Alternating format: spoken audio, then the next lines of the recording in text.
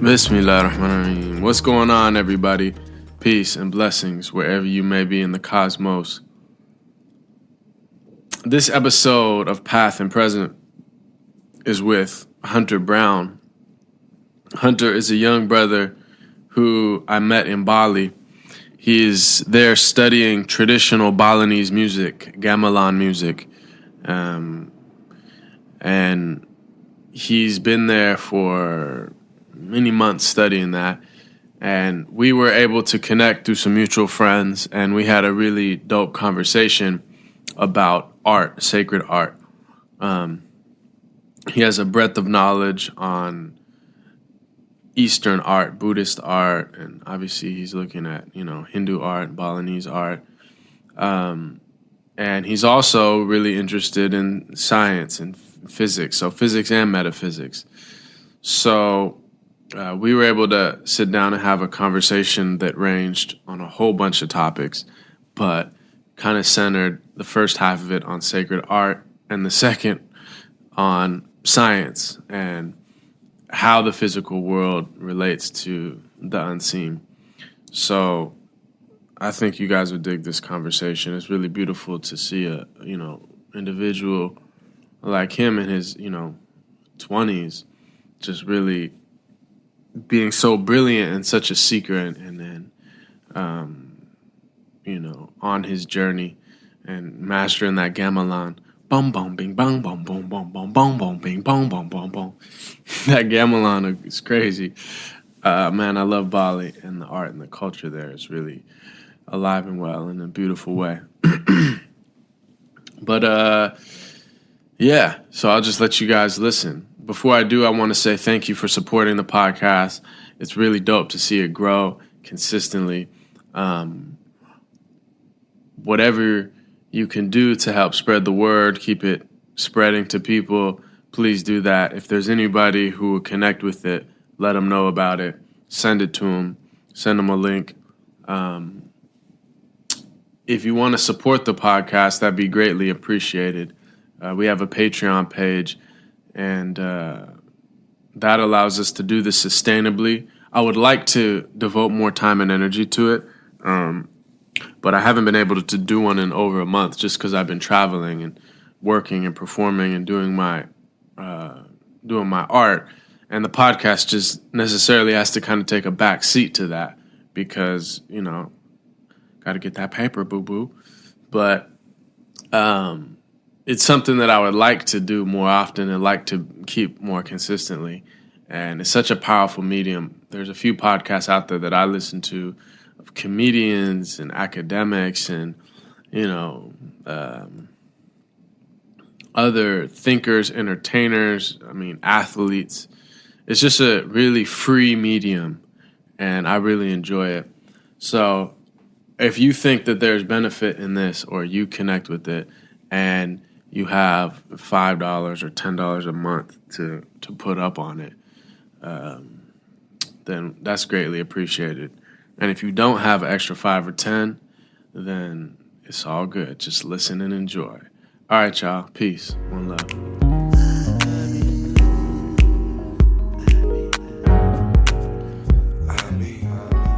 You were saying that you got into art history, particularly looking at Buddhism, just ancient art in Egyptian. Yeah. And really trying to look at, that's interesting because for me, when I was a teenager, I started really seeking, and same as you, I'm looking in ancient cultures and ancient wisdom traditions. But for me, I was less drawn to the visual art and more to the written. The written. Yeah. So what drew you to the visual? When I was learning about a lot of written art, or a lot of written, not written art, but a lot of written documents and everything, the majority of them I felt were tainted in a way that was that was not there with art. A lot of. I'm not going to say that art wasn't commissioned by kings and standardized. Like even here, the Balinese sculptures look more and more similar, I think, over time now. Like there aren't people that really do, especially with the stone ones, there aren't people that really do really different sculptures. And it's the same, you can see that definitely throughout art. But the cool thing about art is that because at the time, 1% of the population could read or write in particular. So it's a very particular set of people were writing those books. And that's the reason I like art history, is because it opens up to the lower, the laity, the people that don't have that can't read and write can still write their own history, which I think is why I was interested in it. Because I feel that's deep. Yeah, so it's the elites that are not only writing the books, but they're written for the elites. They're written for these like elite circles or a priestly class. Pretty much, yeah. I'd say either that or they're written for history to write their own, but in particular to write the history that they wanted, the narrative they wanted. Yeah, because history is always told by the victors. Yeah, certainly. Yeah, that's interesting, and I always am amazed by this idea that the arts, one of my teachers said, art is the means by which the deepest truths of a religion are expressed and experienced by the masses. Exactly. Yeah. Basically this idea, which is that very few people in any culture are going to be metaphysicians or philosophers or, deal with the high level texts of the sacred law and these type of things. It's this elite, essentially. However, through the poetry and the songs and then the visual arts, all the way from architecture to any representation, all the way down to clothing even, because in traditional cultures, man, that's one of the things that we've lost is traditional culture, what you wore meant something. I identified who your tribe was, who your people was, whether you had what feathers you had in your hair, identified your spiritual rank or your role, you know what I mean? Mm-hmm. And that's deep. I mean, that's the thing that is very much lost. But the point is that it's through the arts that the deepest truths, and that's the thing about the arts is that, think about the highest level philosophers, metaphysicians, think about in the Sufi tradition, someone like Ibn Arabi, who's seen as the greatest kind of mystical philosopher. But very few people have ever read him. And he's called a Sheikh al-Akbar, the greatest master by the Sufis. Yeah. But even across most of the Sufi orders, the sheikhs, the masters of different orders, they actually forbid their students to read his books until a certain point, years of study. So it's seen as you need prerequisites. But ironically, if you read the poetry of the great mystics like Rumi and others, a lot of those metaphysical teachings are told through very simple stories, even animal stories and things like that. So, and that was consumed on a wider level by people of all social strata. Yeah, that one of the things that comes to mind when you say that is the all of the bodhisattva stories, specifically the Jataka tales in early Buddhism. Because one of the things I was interested in looking at Buddhism as a religion is it's much more generally accepted that the Buddha was a human being, a man, and it's much less accepted that someone like Jesus Christ was a man. And so that there's a lot more, there's a lot more difficulties and barriers you have to jump across to really study the way I wanted. And so Buddhism I picked because people knew it from the beginning that he was a special person, but he was much more like a Sufi mystic or something. Right. A very, very important spiritual teacher, incredibly intelligent, in terms of the ways of spiritual guidance. But not divine. And he quickly became divine. And that's the reason that's the reason I wanted to look at this art history from this period, because there's some really interesting stuff that comes out of it. And I think it has to do with the spread of the religion, the way that people is, even if a whole country becomes Buddhist, the people that are in power, if they're Buddhist, they're the ones that we read the text from, for example. But but that doesn't mean that the country, even if just the kings were Buddhist, it wouldn't mean that the country itself would be. That you need the laity to be involved. So so it's interesting to see what changed and what they really were drawn to in the art. For example, the Jataka tales are Buddha's previous lives, because they needed stories from earlier times to prove that the Buddha was a very mystical person, to show why he was so important. And one of the magical abilities the Buddha was supposedly received when he attained enlightenment was he could see your karmic past. So he could look at any person and tell you why you are who you are now through your past lives. And so he did it to himself as well. And so he has all of these stories that come about. But I'm sure a majority of them initially were more or less made by the laity, and that were ways that it's very, very much like the Sufi stories, or like I can think of stories that Jesus said the same way, where he made it simple and he used an actual storytelling element. Kind of like allegories or teaching stories, which illustrate some important point to the followers such that they can understand perhaps a very complex or deep aspect of how to live a life, according to the path that will allow one to progress spiritually. An extra step for the Buddhist Jataka tales is that they're also really showing off how amazing the Buddha is, because almost all of them he dies at the end, and he probably dies in some fairly gruesome way. Wow. One of the ones that they really enjoyed for some reason was the Jataka tale when he's born as a prince, because usually he is. That's another interesting thing. That karmically, he was a prince too. Right. So karmically, they still believed princes were more pure, kings were more divine. So they still had that divine kingship kind of thing going on. Right. But so he was born as this prince, and a swallow flies into his lap as it's being chased by a larger bird, like a bird of prey. And at the story, they tell you that the two birds are Indra and Brahma, the gods of the Indic gods, and that they're trying to test the Buddha and for his, to show his compassion, basically. So the swallow comes in and asks for protection from the Buddha, but the larger bird says no, like this is my kill, you're going against nature, and he's so the Buddha as the prince says, okay, I will give you equal weight in my own flesh for the swallow's life. And so he agrees, and they put him, and then there's this large golden, scale that's brought out, and his attendants slowly cut off meat from his leg as they put it onto the top. But as much as they keep adding on, the weight is never balanced from this, even though the swallow is a little bird.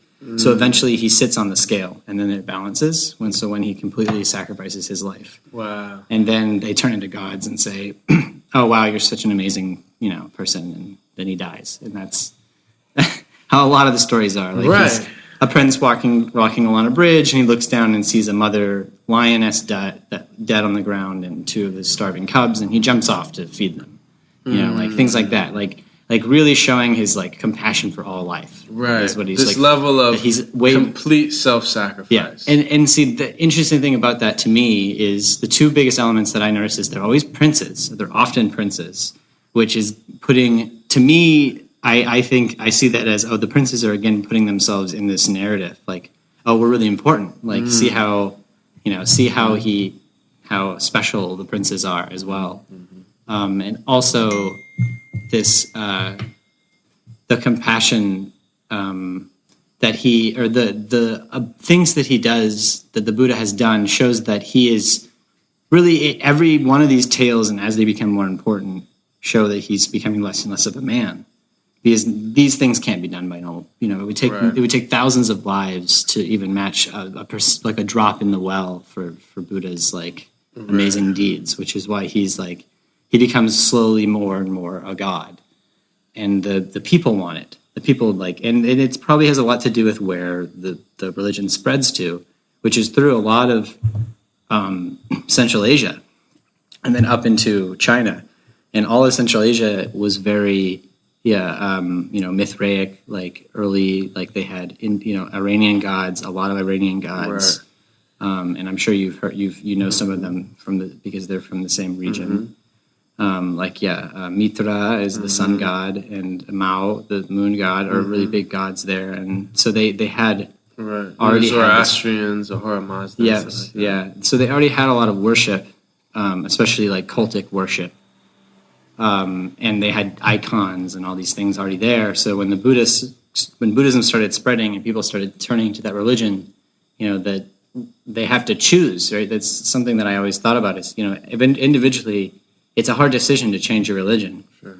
And so for any religion to spread, it's a very intense process, actually. We think we kind of gloss over it really quickly because it happened so long ago. Yeah. But it takes many people something really had to have changed their mind. And one of the things that I was studying was the need for miracle in a lot of these early stories. You needed some spectacle. Someone needed to really see, oh, wow, this is, this God's way more powerful than this God because he can do this magic, basically. And so I think the Buddha becomes more and more godlike because he has to compete. More and more kind of magical, where he's doing all type of miracles. For example, in that Central Asian region, which they now call Gandhara, that was one of the states, I guess, in the early first century BC kind of time. Around that's really the really interesting time, a lot of stuff happens right around then.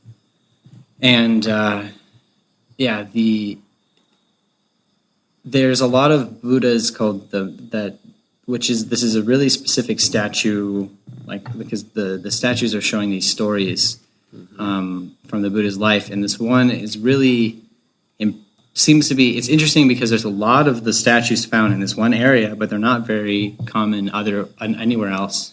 And it's this miracle Shravasti Buddha, which is the Buddha that performs literal miracles in front of an audience of thousands of ascetic monks and converts them all into Buddhism at the end, involving a lot of different things. But the biggest thing, the reason it's also called the twin miracle, because the biggest thing he does is he floats in midair and starts basically from every pore in his body, either water or fire comes out. So light, really, but so he was glowing and water was spurting out. So it was the idea of fire and water mixing, showing that he's incredibly powerful.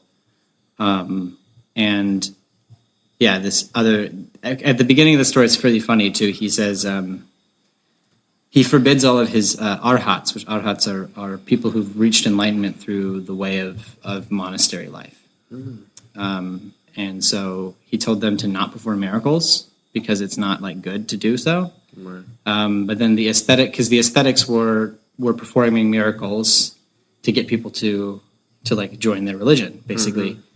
And the Buddha forbids the arhats to doing it, and then one of the lead ascetic in this one town, village area in North India, says, which is in Shravasti actually is the area, and he says, is that they were basically just the Buddha can't do it kind of a thing, right? And he said, well, I didn't say me, I just said them. Is basically what he said. And so then he just immediately does all these crazy things.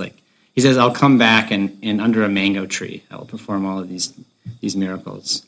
And so the aesthetics then cut down every mango tree within 100 kilometers or something. The whole city, they cut down every mango tree nearby. So he can't do it. So he then flies there, actually, literally flies to Sravasti. And when he lands, the king comes and offers him a mango as food. He's the Buddha, only eats when someone offers him some food. And he eats the mango and then drops the seed on the ground, and a full-grown tree sprouts out of it. And then he performs his miracle under this tree that he just spawned. And just all, like I said, it's this very powerful miracle, and it's very interesting that that's really important there. So in this region, in Central Asia, the statues depict that specific story? Yeah, and there are other statues, of course, but that area is also the genesis for the Buddha image that we think of. Yeah, that's what I wanted to get into because I've heard, and this is one of the things that is actually surprising, or was surprising to me, and I think to most people, because when most people think of Buddhism, they associate it with, the statues of the Buddha and the various poses, but definitely like the kind of peaceful, often like eyes closed, meditative statues. It's almost as like central to the concept of Buddhism as like the cross is to Christianity. Yes. But then, I heard somewhere along the line that actually there were no statues of the Buddha for hundreds of years after his death. So how did that come about? What was it? So in India itself, the early Theravada, Buddhism is what we call that sect now, which is the one that you can only become enlightened through monastic life, meditation, and fairly ascetic kind of lifestyle, removing yourself. The other big sect nowadays is Mahayana, which is it's much more savior religion. There's lots of bodhisattvas, which are these people that have reached enlightenment, but then pledged their life to the remaining souls on earth to save them, and it's very savior. It's very the concept of a bodhisattva is one of my favorites in just the history of human thought, if you want to think of it that, because it's really beautiful as far as this idea of, correct me if I'm wrong, but my understanding is that someone who basically awakens to the ultimate reality and is basically on that lip of the final realization, complete, liberation from the wheel of reincarnation and just annihilation in the absolute truth that is at the core of everyone's being.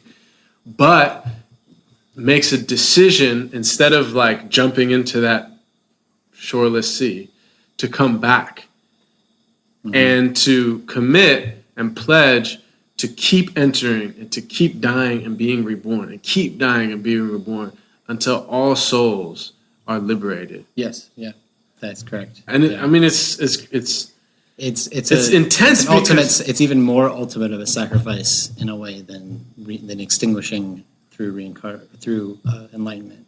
Right. Because you're knowingly in the Buddhist mindset.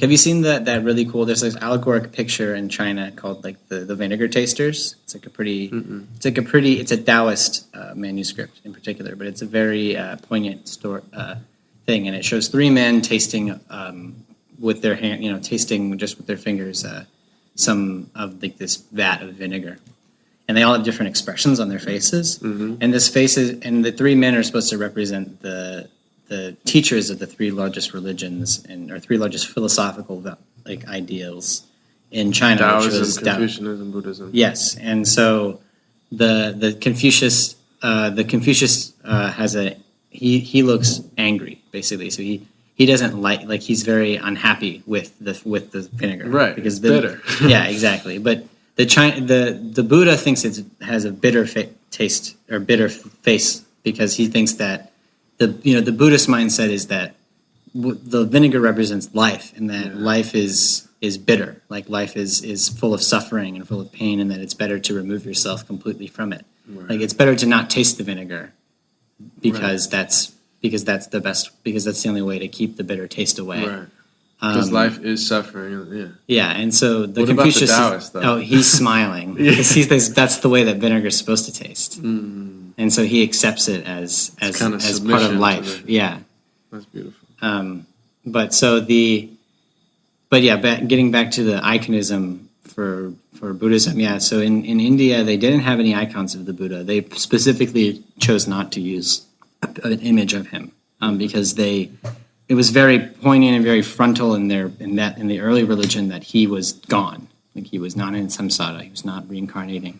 He couldn't help you because he was gone completely.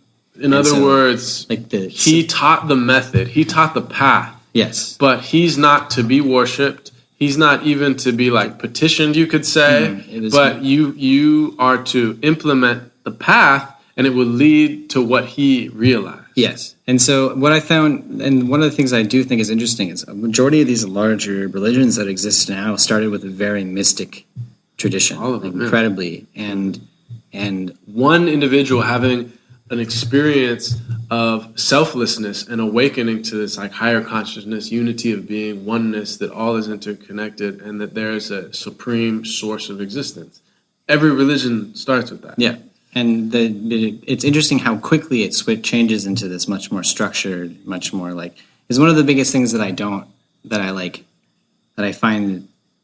resonate with religion, with at least a lot of the like standardized religions, is that it prevents people from being spiritual, because I feel like those are like separate things. So like a religion, because most religions, only certain people are allowed to be spiritual, are allowed to be connected to God in that way, right? Like in Catholicism, the Pope is literally the closest person on earth to God, right? And so he is the most spiritual person on earth, right? So because it's important actually. This is one of the things that I feel is super important.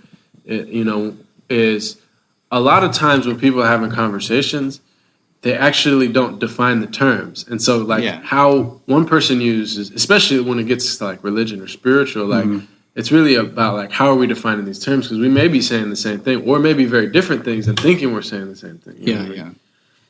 So you're saying like a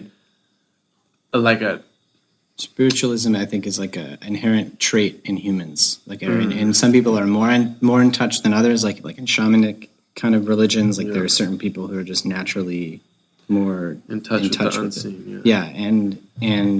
But I think it's part of this, the confusing and like non-understood part. For the most part, for most people, it's the part that we really don't understand, our soul, whatever you'd say there.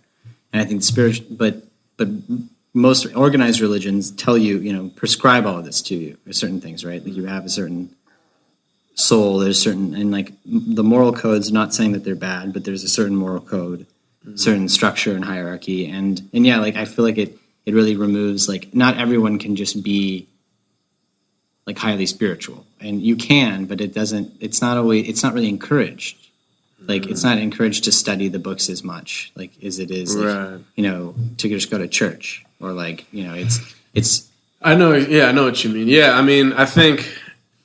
think also it's important to mention that like each religion is very different, and I think us as Westerners, we tend to see it that way because of like the way that Europe developed with Christianity, with what you're saying. Like there was an extreme, hierarchy of individuals that claim to speak on behalf of God. You know what I mean? And divine kingship. And stuff like that. It's in China too. But you do see it play out in different places. Like one of my friends who's a American Buddhist convert to Buddhism, he mentioned, he's like, like when you go to China or you go to Asia, let's say like Asian traditionally Buddhist lands, you have really like a dichotomy between the monks who are like actually devoted, at least theoretically, to the practice, to the invocation, to the meditation, to the devotional aspect. And then you have the masses who their religion has been reduced, for the most part, to their practices that they go to the monks for prayers when they have babies or when they get married or when their funerals. Like it's kind of like magical. It's not really about, I should transform my own individual life and my own individual consciousness to, you see what I'm saying? No, I totally agree. Yeah, it's the same thing in the Buddhism in like China, for example, is Pure Land Buddhism, which is the most savior-like form of Buddhism and that there is. There's millions of Buddhas. They all have different powers and aspects. You can pray to any one of them for specific boons. For example, Amitabha Buddha is like the main Buddha of the Pure Land, which is like this. It's like instead of reincarnating, you reach enlightenment and you're taken to this place instead called the Pure Land, which is like basically heaven. Like, everyone's there just like in pure bliss and everything's wonderful. And at any point in time, you can choose to be extinguished and go to reincarnate or be enlightened. But it's like a stop between them. Interesting. So like, but like who would choose like to leave is the kind of idea. Like, because if you're truly a Buddhist, you would or if you're not truly a Buddhist, but if you're truly like Theravada Buddhist, like early style, you would want to just go to, you wouldn't want to stop in this place. This is right out of the way of the main goal, right? That's interesting because Imam Ghazali, he was one of the greatest like scholars of Islam outwardly, and he taught at the Nizami in Baghdad, which was like the Harvard or Oxford of the day at his time. He died 1111 Common Era. Okay, so like literally it was like the top university on earth at that time. But he had this like real crisis of faith where he was like, I'm teaching all this, but I'm not sure if it's true. And so he like disappeared, like he left his post, and he basically became like a wandering dervish for 10 years. And then he came to his experience of what truth is and what reality is. And then he like came back, or while he was gone, he wrote this book called the Ihya Ulumuddin, which is basically trying to infuse what he says is really the true essence of Islam, which is like basically Sufism, into all aspects of Islam. Like, so he kind of was like bringing, like, what is the purpose of prayer and the purpose of fasting and the purpose of all these outward acts are to transform your heart and this and that. But anyway, one thing that he said that you just triggered in my mind when you said that, he goes, the paradise or the heaven of the common folks, the common people is like, this, what's described as like, gardens and rivers and happiness and whatever you want. He goes, but paradise for the elect, and by that he meant like the Sufis, those who truly walk the path of overcoming their lower self and awakening, is that they will gaze without a veil upon the ultimate reality.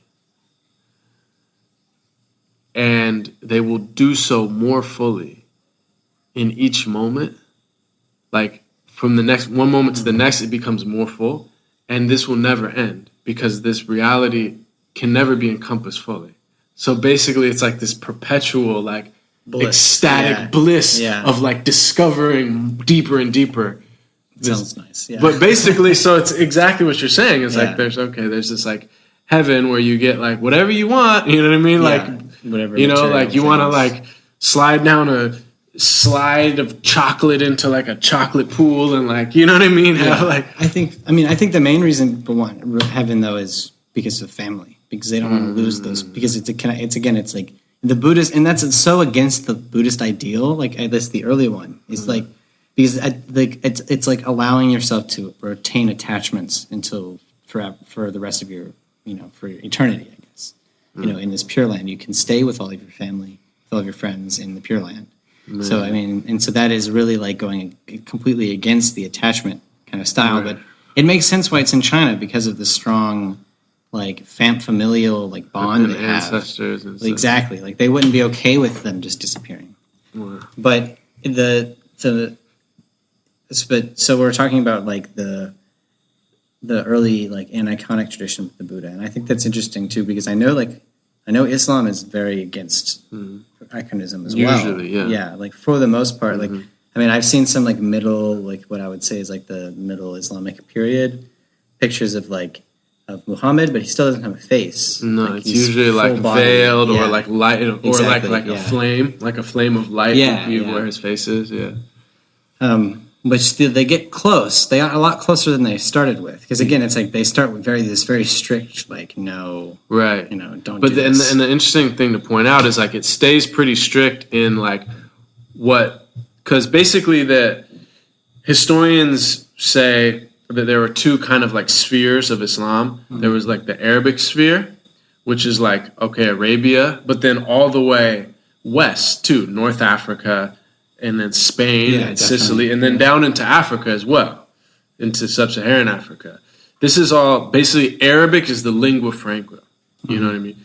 But then the vast majority, not the vast majority, but a larger geographic area as well as population was in what they call the Persianate sphere, which is where Persian was actually and that's from the Balkans to Bengal. Right, that includes what's modern day Turkey, Central Asia, Iran, Turkmenistan, all those, Afghanistan, modern day India, Pakistan, all that was, the lingua franca was Persian. And even like when Islam enters China, the first texts that are translated are from Persian, not Arabic. So in the Persian sphere, they were much more lax about visual representation. Again, it makes sense. It's the same reason why the Buddha. It's the same thing when the Buddha went into the Persian sphere, out of India. Mm-hmm. The same thing happens because like they started needing this. The image becomes necessary because of this like early cultural need. For sure. Which is very interesting. That is deep, yeah. It's the same thing. Like when you see these images, like in Sanji, which is in a Buddhist monastery in like central India, and like they will purposely, they'll do the thing like the footprint, where there'll be an image on one of there's like some all around the stupas, which is the Buddhist, basically like burial chambers for Buddhist for like relics of the Buddha. There are these, they put all these like relief carvings around it, and it's different stories that we know now are stories that like a majority of these stories the Buddha is now in them. Like you see them later, and it's the same story. It's like the deer sermon when he gives his first sermon to the first group of disciples, and it's like on this hill and there are deer there, and so there's always a deer in the picture while he's giving the sermon, but all of these images in Sanchi, like it'll be like instead of him where he normally is placed in the iconic tradition, it'll be like a Bodhi tree, the tree that he attained enlightenment under. In other words, he's not in the picture, but a tree is representing him. Yeah, because they know from the sutras in the story that he attained enlightenment under the Bodhi tree. Beautiful. Or like the closest thing they get is like an empty throne. Like, and that one's interesting because it's like it shows his symbolic. His kingliness, his royalty, even though he's not. He's like, it's the spiritual king. Spiritual authority. Yeah. So that begs the question, because they're making images and they're representing the Buddha, but they're choosing to not represent him as a human being, but to represent him symbolically. Yeah. So is there like a concept like of it's wrong to represent him, or it's a prohibition in the early period, or is it just like, I don't know, like... I don't think there was necessarily a prohibition. I mean, there was like, he did speak a little bit about things like, for example, the stupas. The stupas have been in existence for Buddhism since the beginning of the religion. And that is really interesting because it like I said, they house relics of the Buddha. So they house like supposedly parts of his cremated corpse, actually. So like, his teeth or his bones, his skull, whatever, because these have magical properties. But he explicitly said in the sutras that that's for the laity. That's not for the monks. Like the monks should not have any interest in the stupas, and the stupas are there for the people who cannot like move to join the monastic life, which is interesting. So he already had this kind of plan since earlier on. Is they asked how they should honor him, basically, and he was like, he had his alms bowl and he turned it upside down. He put the cloth like this, folded into quarters, and put the alms bowl upside down and said, "This basically is what I want you to build for these stupas." But again, it's interesting that he specifically said, don't the monks shouldn't be they shouldn't pay attention. It's not for them. So basically, the first few centuries of Buddhism, there's no kind of like statues, physical representations, or at least very few. Until around the turn of the Common Era.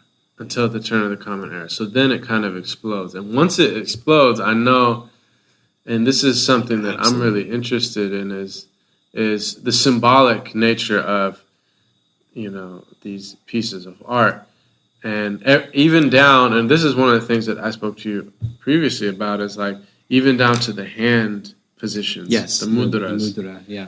I studied the mudras and too. This is something which is so beautiful, because once I learned that, then when I look at these statues, I see that there's a profound like transmission, a profound teaching just in the where he has his hands. So maybe if you could explain like what some of those are and what they represent. So actually, one of the last thesis paper I wrote of these, like the professor that I was studying this with, was on, basically breaking down the iconic images of the Buddha from the early centuries, and one of the things was looking at the mudras.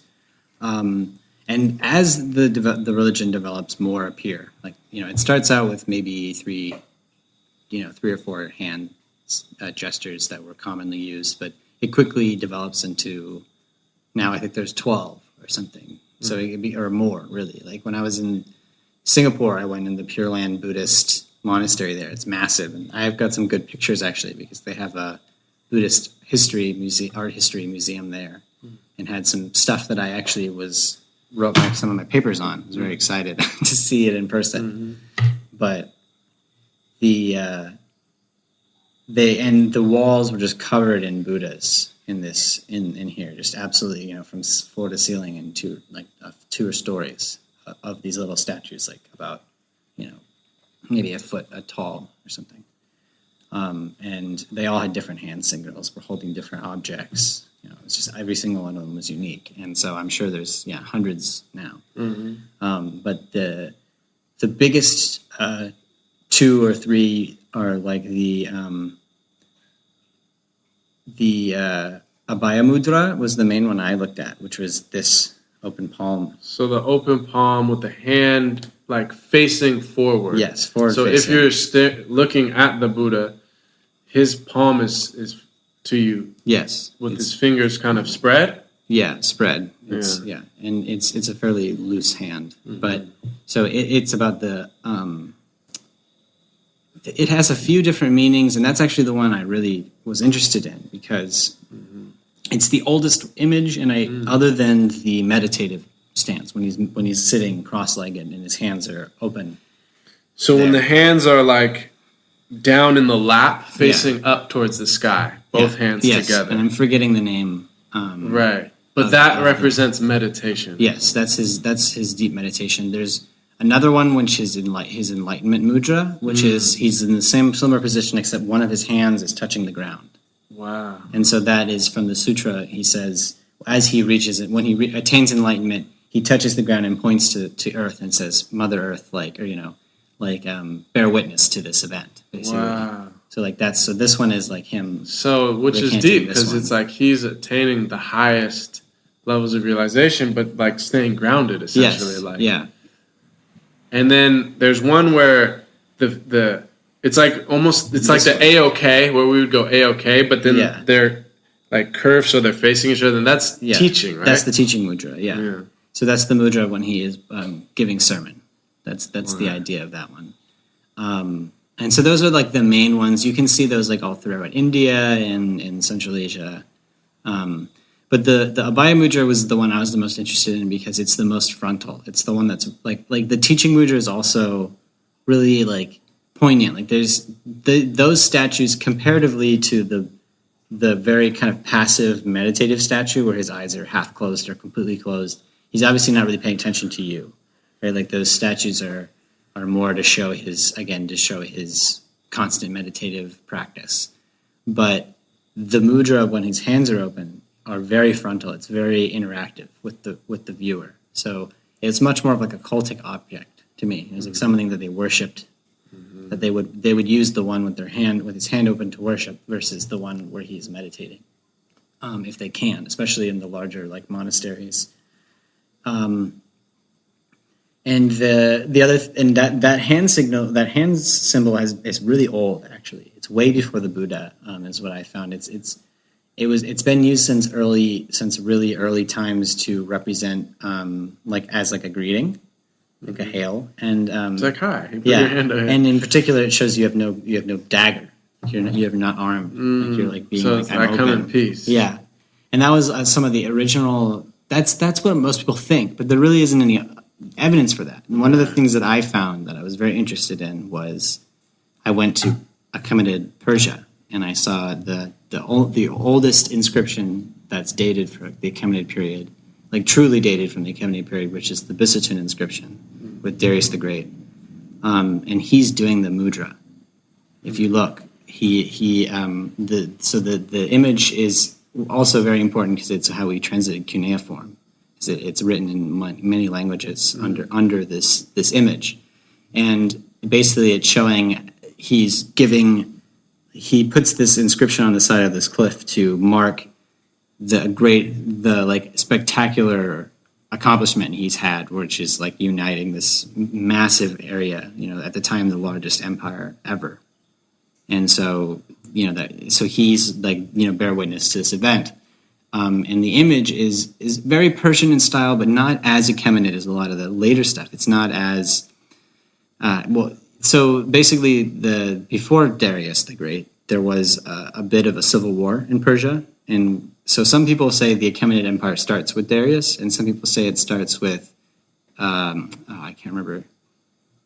I forget his name.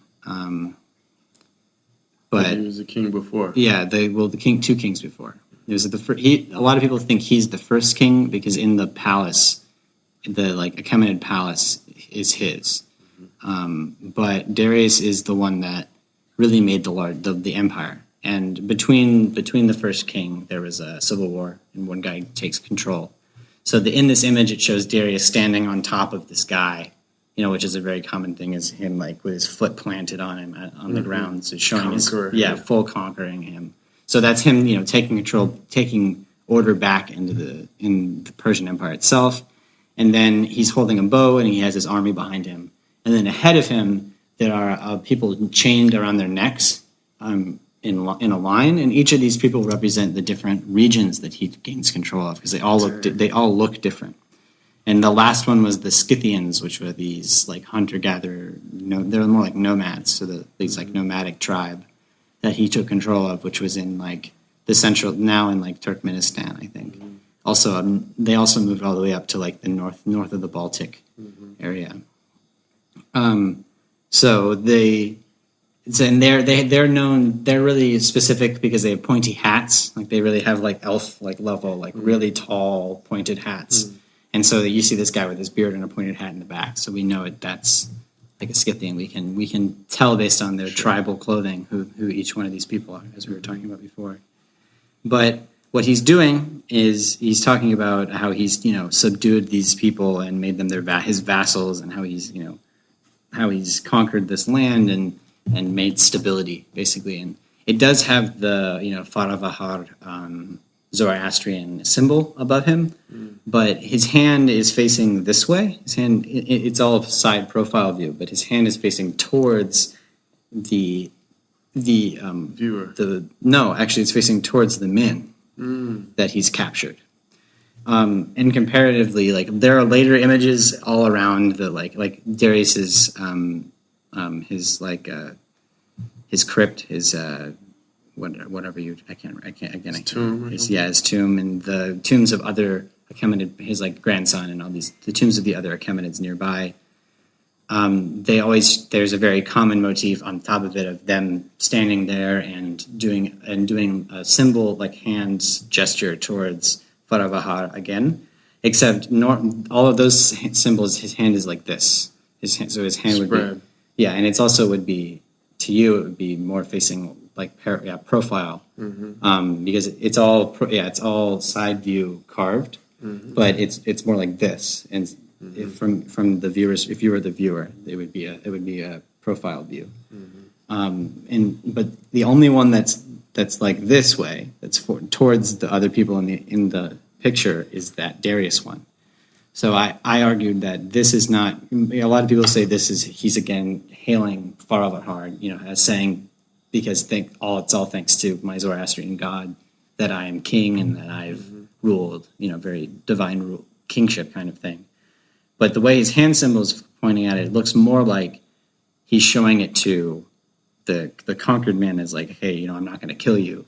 Like to me, really what it is it's like this, his like powerful, righteous magnanimity. It's like he's so powerful that he can spare their lives. And so this image, this symbol to me, again, gave me this really strong kingship control vibe. So like one of the things I noticed is a lot of the ways the Buddha is framed is as a king. Other than he's not dressed as a king, everything else points towards this kingship. Like you can get a lot of almost every small part of the image is at the time would be associated with their king, with a local ruler, or with the larger like motif of kings. So I find that interesting, because that's, again, it's like when the image forms, it's very central with the government in the area, who chooses Buddhism as a way to kind of, it's like a social glue, right? So instead of it being very local religions controlling, like tribal areas, Buddhism is something that can spread across borders because it's not as tied to local religion. Like, a good example is Hindu Bali, or Hinduism in general. It really doesn't spread outside of where it's formed. India. Yeah. Except for here. Well, it was here. There was an Indian empire for a long time, like a Hindu empire, and that's the only reason it's still here. But again, it's not like they don't have like a monastic style life, or any kind of like, there aren't missionaries, people trying to convert anyone. They don't care about that. So no, in fact, you have to be born into a caste. If you're not born into a caste, you're like, you can't convert to Hinduism traditionally. Like pretty much. Yeah, I mean, but it's a really interesting. Yeah, that's really interesting, because they used, Buddhism would be used in a region like Christianity is. It's the same thing. It's like these religions can work anywhere, because they can form. They're very amorphous. They can change to fit an area. They can absorb cultural traditions and things, and still very easily fit, like Pure Land Buddhism or Theravada Buddhism. And so another thing that we know is when these images were forming, it was also when Mahayana Buddhism was forming, which is a much more savior-based religion. And the biggest thing is right near all of these Buddha images in Central Asia and Gandhara, which is which, as you said, it just exploded. Like we really can't date a lot of these images because they've been out in the weather for hundreds and hundreds of years, but we know they just all are about from the same period. Just, we can all date them to plus or minus 100 years, which isn't, so they're all kind of lumped together. And it's just crazy at what you find. It's just massive statues and hundreds of them everywhere. And not only are there Buddhas, there are these princely figures. So this is my professor and I also agree that these are bodhisattvas. And not only are they bodhisattvas, they're dressed like local rulers. So they're specifically like images of the kings and the princes nearby, showing that they already have attained enlightenment and everything. And maybe they have, but most likely, like, I guess as a king, you have a lot of free time, so you could certainly do it. But at the same time, they also could just frame themselves as enlightened beings to, again, align their power with Buddhism. A really interesting example is Messainak in Gandhara, which Messainak means little copper well. And it has presently, which is the reason that it's been completely destroyed, is that it's, which is a recent thing too. It's like people have discovered it and it was completely untouched. And then now it's gone, like almost entirely, because it's on the largest copper reserve in the entire planet. Wow. And so even in antiquity, they knew that there's a bunch of copper there. And the Buddhist monastery there was making all the coins for the kingdom, which is very interesting, because Buddhists are specifically monks are specifically forbidden to handle money. Really? So it's interesting that they were given the task to create money, to make the money. I mean, a friend of mine said, well, that's because they wouldn't be tempted to use it. I'm like, I guess, but at the same time, it's a weird... Sure. Yeah, it's a weird connection. And that's, again, showing that the local rulers were really giving the Buddhists a lot of power, giving them a lot of responsibility in the way the government functioned, which is, I think, showing that they were really allying with them for a while. But that's another reason it's so interesting, is the Gandharan kings don't really seem to worship Buddha. There's a few kind of royal kingship tombs in that area. None of them mention Buddha. They all mention Mitra. They're much more, because that's their local god that they brought with them. That's one of these things that's just really interesting, is we tend to think of like areas of the map which are, oh, this area is Christian, this area is Hindu, this area is, Buddhist. But historically and even currently, things are so much more nuanced on the ground as far as like how you could say a foreign tradition comes into a land and the interplay with the indigenous traditions or beliefs, or even if you want to say indigenous traditions, because perhaps there's layer and layer and layer of different beliefs that have passed through, or different peoples that have conquered, or et cetera, et cetera. Sure, so it's always extremely complex. And we see that very much here in Nusantara, in Indonesia. I mean, it's like this really like intense example of that. I mean, like in Java, you have like intense, like syncretist, like animist Islam, which is really interesting and unique. And like it's like here where exactly. And then on Bali, you have Hinduism, which is very also animist. It's unique. Like people that come from India, they're like, this isn't Hinduism. What's going on? They like beef. They don't care. Like they're like, there's a lot of things that they do differently. But yeah, I also really like the religion here. Surprisingly, it's very interesting. So maybe you could speak about that. Like, what is? It really aligns with a lot of what I have discovered through, because I also, my background's in science, it's in physics, right? So I have had a lot of, again, I think all of this stuff, starting in, again, it's around the same time you started with this, is like trying to discover some kind of truth. And I think I'm more or less starting to follow I think on your side too, is that I don't think that as much as I want, I enjoy learning about history and everything, I don't think that that's going to tell me the truth isn't there. And the truth is more of a within thing. It's something that you have to cultivate yourself. And that it's not something that you can, no matter how hard you try, you can't get it from another person. You can get a lot of help, but you can't get that truth from another person. And I think that's where I've been going. But I really do like the Buddhist, the Bali Hindu religion, because it very much aligns with what I can understand with like God and spirituality. They do have an aspect of the divine as like a monotheism. Right. They believe in like that there's one God ultimately, right? Yes, and that all of the other gods are aspects of him, which really makes sense to me as well, is that like, of course, like, and I actually really think that's very beautiful, because they worship, because they still have the multiple gods, it makes them pay more attention to more like subgroups of God. It's like, again, the monotheistic God where he's everything, it makes you appreciate trees less. It makes you, like, I would feel like, so if there's a God that associated with, like here in Boma, the God of the wild forest, and incredibly important, he's that demon that's like on everything. He protects all of the rituals and everything, even though he's like is a demon. It's a perfect example of like them. So because of that, God is very important to them, and they think about it a lot.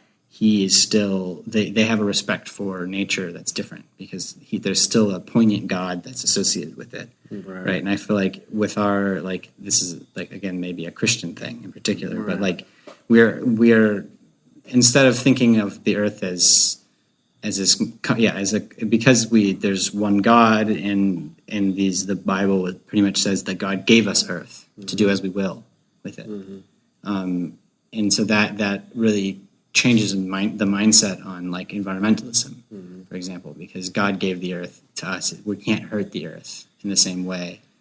But for them, the gods can get angry. For the Balinese, you can make the earth angry. You can hurt the earth, and the spirits can get mad. Right. And so they have a completely different mindset on like, they have a respect that's different. And and I'm not saying that you can't have that and cultivate that with a fully monotheistic religion. Sure, of course. But I think that the average person doesn't. Yeah, I feel you. Yeah. I think, or I wonder, how much of that is monotheism versus like polytheism, versus how much of that is that what we've received of Christianity comes through hundreds and hundreds of years of like a materialist, reductionist, scientistic worldview, which, because, I think like medieval Christians, for instance, I mean, who knows like what world they live in? That's so far away from, because I think like the average Christian now, or just Westerner in general, whatever religion they are, like they live in a world that is desacralized. Yeah, yeah. And like, okay, maybe you go to church on Sunday, but other than that, you pretty much live in a world which God has been pushed farther and further away from the universe. You know what I mean? Until like, now, he's not inside it at all. Exactly. Yeah. So what you're talking about is that kind of like pre-modern,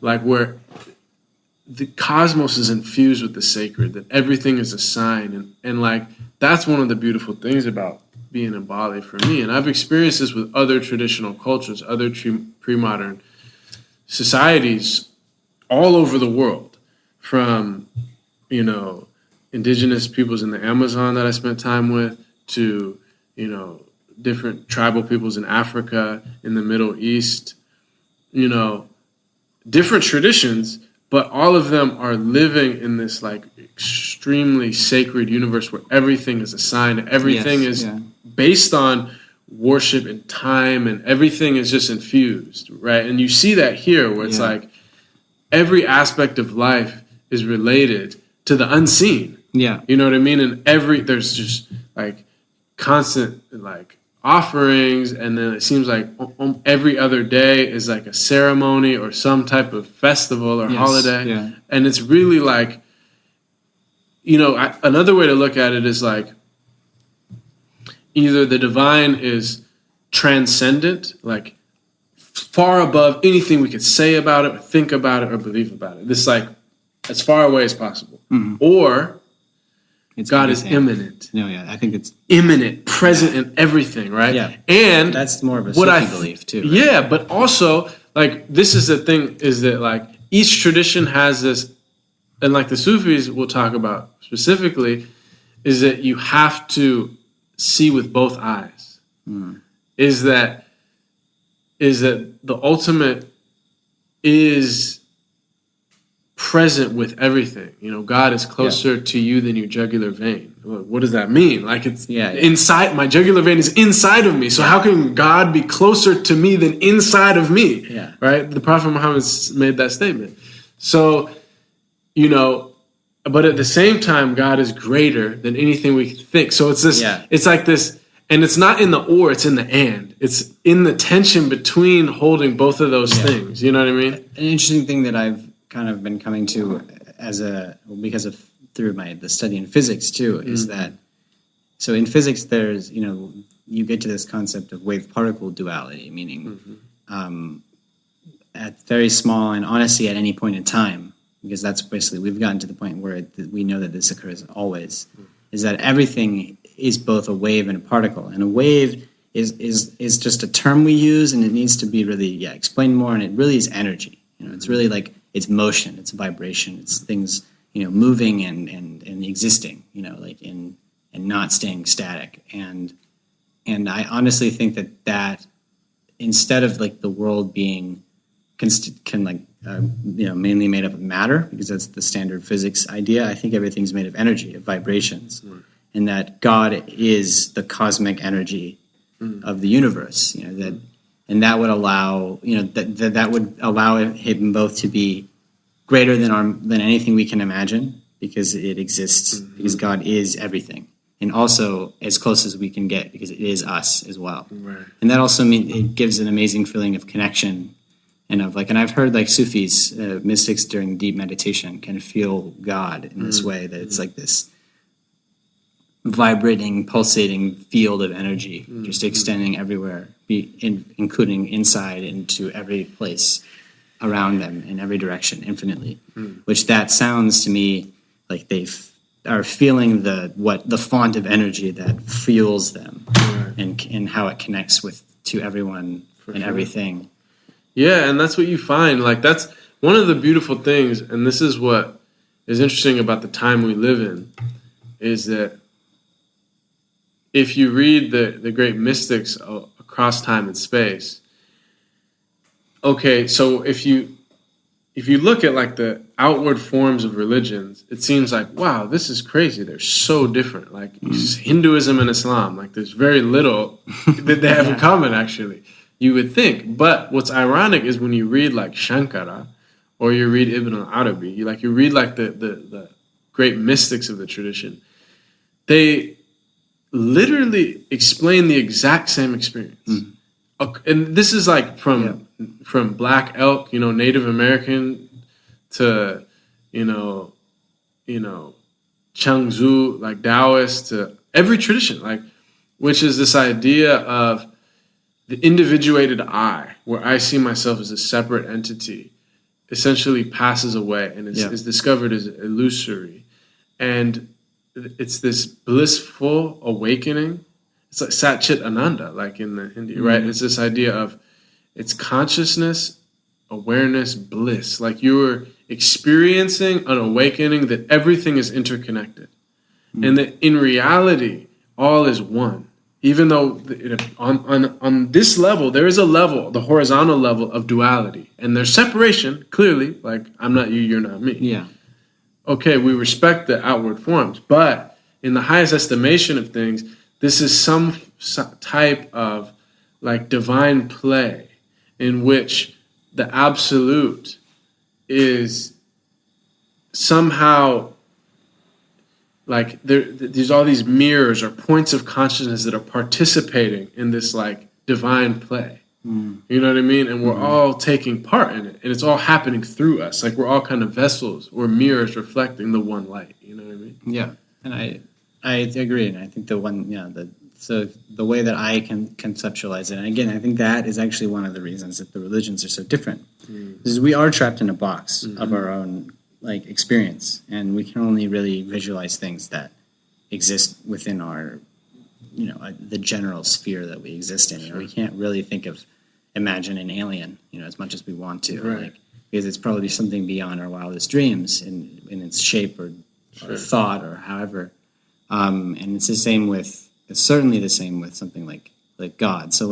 Or like the truth. So when someone is allowed out of their box to see, beyond it, they can only visualize it or conceptualize it in a way in which they have already experienced the world, I think.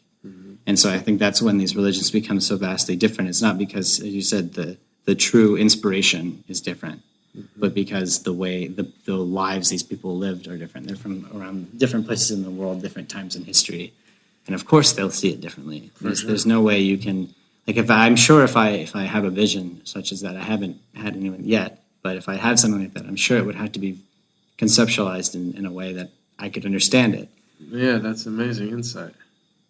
Yeah, that's deep. And I always go back to one of my favorite, allegories, which is Plato's cave allegory. I love that one. Yeah, I was going to bring that up. And this like gets back. Also, like I thought of it earlier when you were mentioning like spirituality versus religion, and all religions starting with like a mystical experience. Yeah, what's coming out of the cave is the spiritual.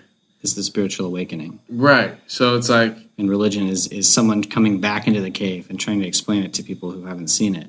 Well, this is like what I would say, like, which is essentially what you're saying, but just to like refine it, is it like, okay, Plato's cave analogies is all these people in the cave, they've lived their entire life in the cave, there's shadows on the wall, they think that is existence, that is everything. Then one man, all of a sudden, he becomes free, looks about the cave, finds that there's a light source on the other end, goes towards that other end, and finds himself in the world. And that there's an entire world infinitely more vast, beautiful, colorful, etc., the world. After exploring for a while, of course, he wants to come back and tell his people, like, everything we thought was reality, it's not reality.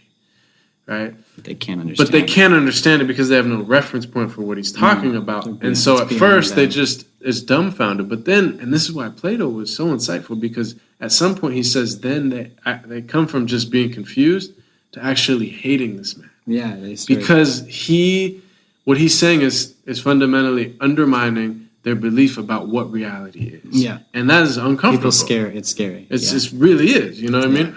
And so what I see as like religion, where the religions are, these experiences that are, awakenings, where somehow certain individuals find themselves outside of the cave. And then they come back and they explain it.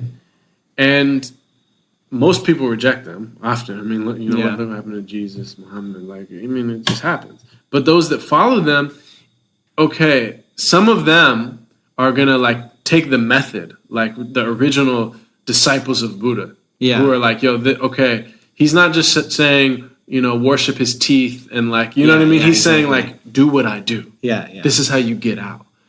So they get out. But over time, I think people are going to embrace the path, but fewer and fewer are going to get out of the cave. So then what you have, and this is what I feel like Imam al-Ghazali was really getting to, is he's this great theologian and teaching the sacred law, but he's surrounded by people that are talking about it, or talking about what's outside of the cave, but none of them have been outside. Yeah. And so it just becomes this weird echo chamber where, and then it's totally. The people, you talk about the hierarchy of the popes, and now all the history books are open, so we can read about the popes that poisoned their brother, and they sent an army over here and they consolidated power, and the Medici family was the most powerful money lenders, so then they had 3 of their sons be the popes. And their official doctrine is the Pope is infallible, essentially, the representative of God on earth. So we look at that as that's absurd. Yeah, of course. But, again, it's people inside the cave who hadn't got out, interpreting Jesus, who, as far as I see, got out of the cave. And so they're doing all type of weird darkness and controlling people and stuff like that. It's power games. And it's because they're in the cave. It's because they've never actually gotten out. No. But it's messed up because they're claiming to be the ones that know about outside the cave. Well, and that's the whole, it's the whole idea there is, I totally agree. And that's what I've noticed too, is there's the dimension that's added is these people of power appear, who again don't understand the spiritual aspect of it, but they're intelligent enough to see that, oh wow, this wasn't a very important event, and people notice, and it's changing people's minds, and it's causing a stir, and so I'm going to take advantage of this. I want this stir is something that I can profit from, right? So people think that way, but again, it's because they're seeing the world very much. Those people also, it's just interesting because I have, while I was here, I did a little stock market reading and stuff just to dabble, I guess. And also, but it was interesting because it was the first time I had really delved into this world that I was always rejected and like. But the interesting thing is, the way that they, describe these things is you have to see the world as it is, and to them as it is point blank, right? Face value, visual, or the, knowing about people's emotions and using that, like they say the stock market is like a big crowd of people, and you can't forget that ever. That it really is just in that. So that emotions play in certainly, and values and religions and everything is playing in this big mass of people trying to steal each other's money, basically. Right. And that's the way the guy described it, and because that's the way that's the point blank, fully in view reality. And so these people are they're actually living in the most logical, in the most least spiritual reality possible. Right. And that's the reason that they can take advantage of anyone in between, because it's a very big spectrum, right? At the 99th percentile or 100th percentile, you have the Buddha and some Sufi mystics like Muhammad, Jesus, money, these really exceptional, the great sages. And then on the end of it, I would say you'd find the really power hungry kings, the huge merchants, these people who see the world completely, who don't see the hidden truth, any unseen that doesn't exist to them, and they only see the real poignant. Right, and that's what they say: corruptimo optima pessima. Yeah, which is the corruption of the best is the worst. Yeah, and that's why it's so atrocious to us. Just everyone cringes naturally when people do. It's one thing if someone's just going to do a heinous and terrible act, and we're all like, okay, that's bad. But when people do it in the name of God or some higher principle, then it like just gets at the core of our being. Like that's the corruption. That's the best ideals that we have, and you're like doing darkness in the name of it. Yeah.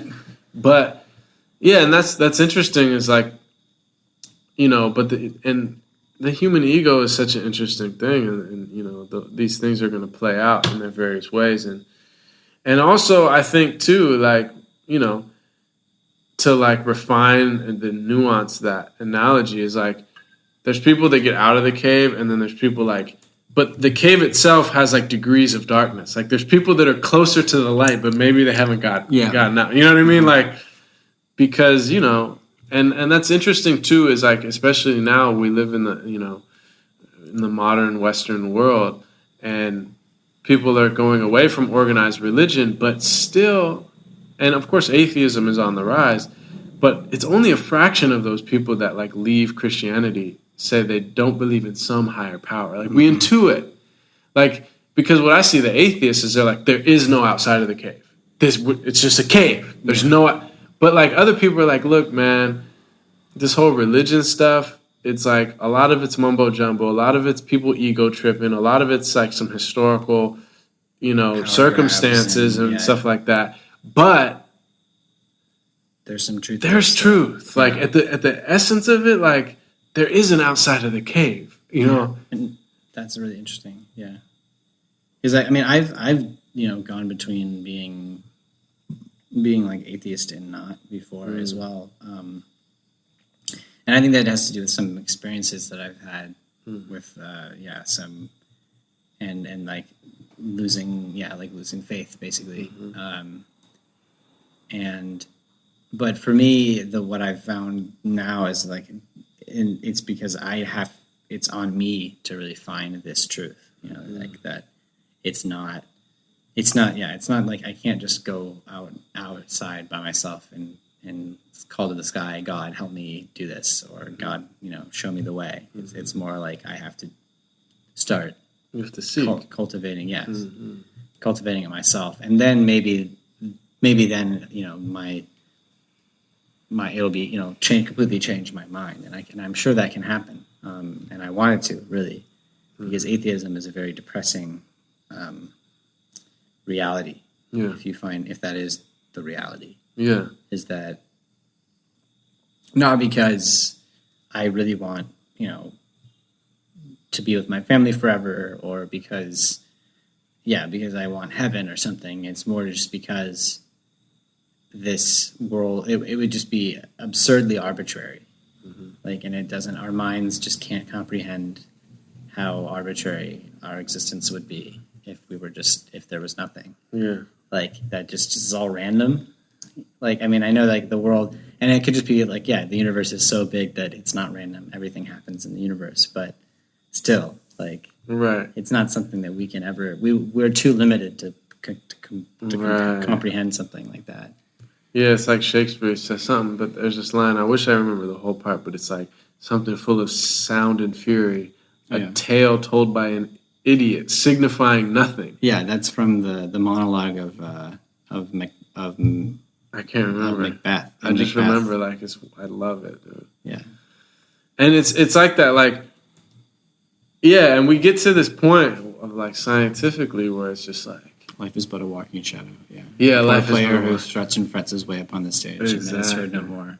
Exactly. It is a tale told by an idiot, full of sound and fury, signifying nothing. Yeah, it's just pure. That's like, atheistic depression right there. Yeah, that's nihilism. Yeah, is really what that is. Yeah, and it's like that there is nothing, nihil. Because, and it's amazing because the more we understand about like how amazing the cosmos is, like in the level of like how we can reach out into the cosmos and like how vast it is, and also how we can reach down into like the cells and the atoms and like how sophisticated everything is.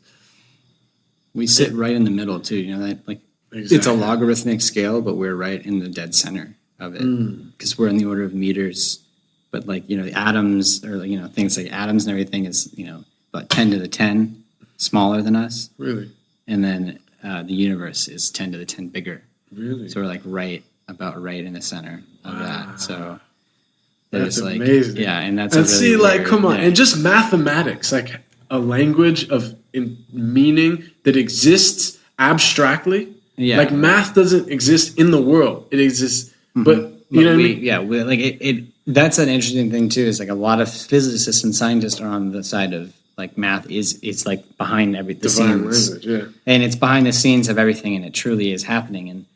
And I'm more on the side of it's something that we've made like what we use is more of like an idealized form. You know, something we can understand. That's like, you know, like in physics, it's a perfect example. I've never done like if I could spend, you know, you could take a room like your bedroom, which is closed right now, and I could spend absolutely the rest of my life, probably at least months of my life, as like a thesis dissertation paper for a PhD to explain every force that's going on in there because it's impossible. You know, it's like to really truly fully describe that room in real life as a physical like system is almost impossible, which is something that's really amazing to me. Like, for example, quantum mechanics is really interesting, which is really just like looking at standard physical motion like that we understood through Newton, but doing everything as those vibrating energy waves instead of particles. And we can physically not comprehend or even find the wave functions for most things in the planet in the universe. 99%. We know that they exist, and we know that they must like through wave particle duality they exist in those forms. Because I always thought that the bigger the things got, they just didn't act as waves anymore. Because that's what I talked to my professors about this. I was like, I always thought that, you know, really small things are waves. Like everything is wave particle duality, but if it gets really complicated, like, you know, the bottles or cans around us, you know, like this mug, I would assume that the mug is a physical object and not really a wave because there's too much going on. There's too many interactions and too much that's really forcing it to be in one place. But they disagreed with me. They said, no, it is still wave particle duality. It's still truly true down to the core that this is still, you know, vibrating waves instead of energy, instead of just particles. And that was actually really interesting to me because, like I said, the only system that can be described fully in the wave functions given, because normally we work with energy, just the energy levels afterwards, because the wave functions are no longer possible to calculate. The only one that you can calculate is hydrogen. So the rest of the elements are uncalculatable. And that's just pure hydrogen sitting alone. Like one molecule is the only thing we can really solve. After that, it just becomes too complicated. Like, it's too much for us after that. Right? And too much for our supercomputers. And too what much is, for, like, black... too much for our entire species. What do they call it? Black matter or black... Oh, dark matter. Dark matter, but it's 98 or 96%. And there's no... Like, it's never been observed. No, we tried really hard. We're still trying to observe it. There are these massive sensors that we're building to try to observe this thing. And like every time we build one of the sensors, it has an upper limit, meaning like, or a lower limit, I guess. Like so there's a thing called cross-sectional area for any particle, any object. That kind of explains like how much it interacts with stuff, right? Like light has a really big cross-sectional area, especially relative to its size because it's electromagnetic waves. And everything pretty much produces electromagnetic waves, so it's very much affected by like particles and electrons and everything. So it has a really high cross-sectional area, and it also depends on what it's interacting with. But especially anything that is electrically charged, it has a high one towards. But something like dark matter, so something like dark matter, you can calculate, you know, so based on how we haven't just observed it, what the upper limit of of how small its cross section is, and so these giant vats of like liquid helium, or we use like liquid xenon, I think, and all of these like crazy measurement devices to try and just measure one dark matter particle, because we know they just have to be flying around all around us all the time if it really is exactly the way we're seeing. And nothing, you know, like, so we know that the lower limit is like way smaller than an atom, you know, many orders smaller. Still haven't found anything. Some people don't think it exists, and I'm probably more on that side too. I think because one of the things I find very interesting is emergent phenomena in physics, which is this concept of the individual parts cannot describe the physics, the properties of large scale interactions. For example, so you can't reduce it. That's like the whole reductionism. Yeah, reductionism doesn't work. Like, there's a point at which it breaks down. And in real, and especially with real objects like metal and stuff, and wood and large macro scale objects, it doesn't work. A perfect example is fluid mechanics. Like water, like we have all these principles like buoyancy and things that our culture has used for thousands and thousands of years. Like how we've built many of our monuments. I think how we've built a lot of the ones we don't understand too is that we used water, because we really truly understood canal building and water in Egypt and stuff. Yeah, I think we built the pyramids with water because they had a mastery of it by this point, of canal building, of like understanding fluid and water, and so I'm sure they would use it to their advantage. I think it'd be silly for them to just get a bunch of slaves and pull things on the dirt. But the fluid mechanics you cannot like look at individual molecules of water and describe fluid mechanics. There is a gap between the individual molecules and when you actually get this physical interaction with millions of particles, and we don't understand. We can't get it. And we still haven't been able to step up from the small, the micro scale of a liquid to the macro scale and like describe the physics. It just doesn't work. And there's a lot of other examples of that, which I think this is interesting, and I think that's also poignant for kind of our talk, is that these emergent phenomenon are greater than the sum of their parts. So like we as a living organism can have something like a soul that doesn't exist, or that exists in like in a manner that can't be described by physics now. Sure. Like the same thing, like dark matter could like this extra energy in matter could exist because of the interaction of a galaxy, like because all of these amazing, crazy physical things are going on, and motion and spinning and all of this energy, that it could weigh more than we expect it to. But like the reason we know there's dark matter is because, if you think about like a spinning disc, like a record, the edge of the record has to be moving faster than the middle, because it's the only way that everything stays together. Sure. But a galaxy doesn't do that. It spins the same speed no matter how far you are away from the center, which tells us that we know that there has to be a weight, there has to be more mass than we're seeing, because the mass has to be distributed in a way that it keeps everything the same speed. And so the dark matter is one of the observations that we know there has to be some extra matter that we're just not seeing, and a lot more of it than we're not seeing, because somehow just looking at the stars and calculating the weight from just stars, it would be faster on the edge, but there's more weight in the middle because it's being attracted. The dark matter is all being attracted by the black hole in the center of galaxies, but it's not. We can't see it, and somehow it's way more weight in the middle to make it move as fast as it is compared to the outside. So it's very interesting. There's lots of examples like that. So we know there's something going on we just don't understand, but it could certainly be like an information, like a form of interaction that causes this. And it's the same thing, I think, for us, is that we are complex enough that consciousness and that, our spirit could really exist or dwell within us in a way because we are a living being.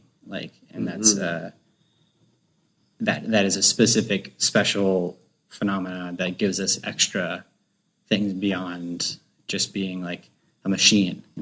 We're going towards that machine thing more and more now. Like our brain's a computer and our body's just a big, like eventually, there's a good, this sci-fi thing in the future that a lot of people think is that eventually people will choose to cut their arms off to get implants because the mechanical arm will be so much better than human arms. That could happen, right? But at the same time, we've also have had really interesting things happen. Like stories have been told, like a cattle herder had a heart attack, and he was given a new heart, as a transplant. And the transplant was from a recently deceased girl who died in a car accident. The girl was a vegan, and he no longer could eat meat afterwards because it made him sick. Wow. Like that, her heart changed the way he could eat because Amazing. So there's examples of that happening that our organs are connected to the whole thing. It's not just a machine. 100%. It's not just this one. Your heart doesn't just beat and move your blood. It does truly have part of your soul in it, part of you in it. And that's really, again, that's showing there's everything is the sum of our whole body is creating our this deeper unseen. Yeah, and consciousness is such a fertile field of investigation, and you see the materialist understanding that it's a big question mark in the whole paradigm, because everything that we observe, everything that we know as far as what we believe about the world, this planet, ourselves, the cosmos, from the Big Bang to evolution, from single-celled organisms all the way up through, through natural selection, it is all known through human consciousness. Yeah. And so we figured it all out. But we can't understand human consciousness. That's the thing. We don't understand the thing that figures it all out. Yeah. Okay. We have no idea. So, and that's interesting because I recently saw, so they're starting to figure more things out. And one of the things that actually helped was the LSD studies that they've been doing, because they're finally it's finally been approved for trial, for psychological trials. So they've been looking at how the brain interacts in LSD. And what they're realizing is that they think that, so this is, and again, this is using lots of terminology, like we're talking about, that these words don't really mean anything. And so that this doesn't really just to me, doesn't totally explain it, but this is what science is starting to, because science invents words. I know this, I'm a scientist, so I've seen it. We invent words and we use these words very interchangeably, very easily, very, offhand almost, it makes, it means something inherently, but it doesn't. It's a word we made up that doesn't really exist in the world around us. But a good example is, so they say that our consciousness, this is a way that we're describing now, is a controlled hallucination. Because when LSD is in our brains, we notice that the path, we use more pathways than we generally do. Our brains are opened up truly, to more things, and it shows in how we're visually, how our perception changes, how we see things and hear things that aren't there, and all of that. And so and this also is linked to, they studied when people's brains, when they thought about things, they said, imagine something, or imagine saying something. They found that they can find the signals in our brain, and they're the same signals as when we're actually experiencing that thing, right? So, for example, I saw a video about this actually, and this guy, did an experiment where he said he thought that the words, "I think Brexit is a really terrible idea," and the computer that was studying his brain pulled that out of his head.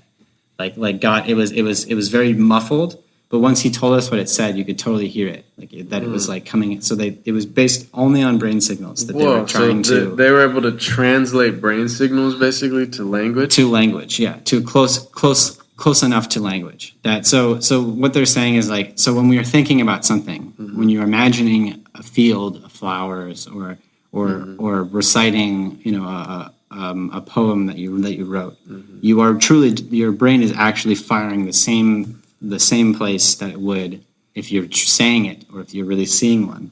It's just not as strong. The level is lower, and so that's why they say that's why something like an hallucination, when your brain no longer has control over the level of firing, is when you start seeing things that aren't there, and you can start really having these crazy experiences. Is because your brain is now your brain is now overstimulated to past the standard, so that it's your perception is actually thinks it sees things in real life, Right. Versus the normal feeling you get when you're thinking about something. And it's a much hazier image or a much less real experience. So that's why they're saying that now that's the way they think our brains are like producing consciousness, is that it's like in the real world, or when the real things are happening to us, our brains are firing a certain way, and when we're thinking about them, it's firing the same way.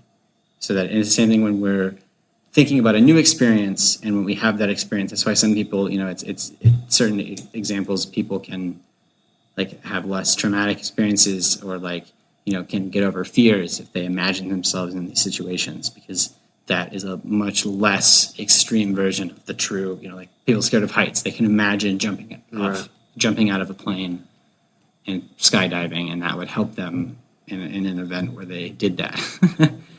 Yeah, and imagination is interesting because, like you say, I mean, and imagination can sometimes be more intense than like lived reality. And I think especially for creative people, like it's almost like they strengthen that ability to like see.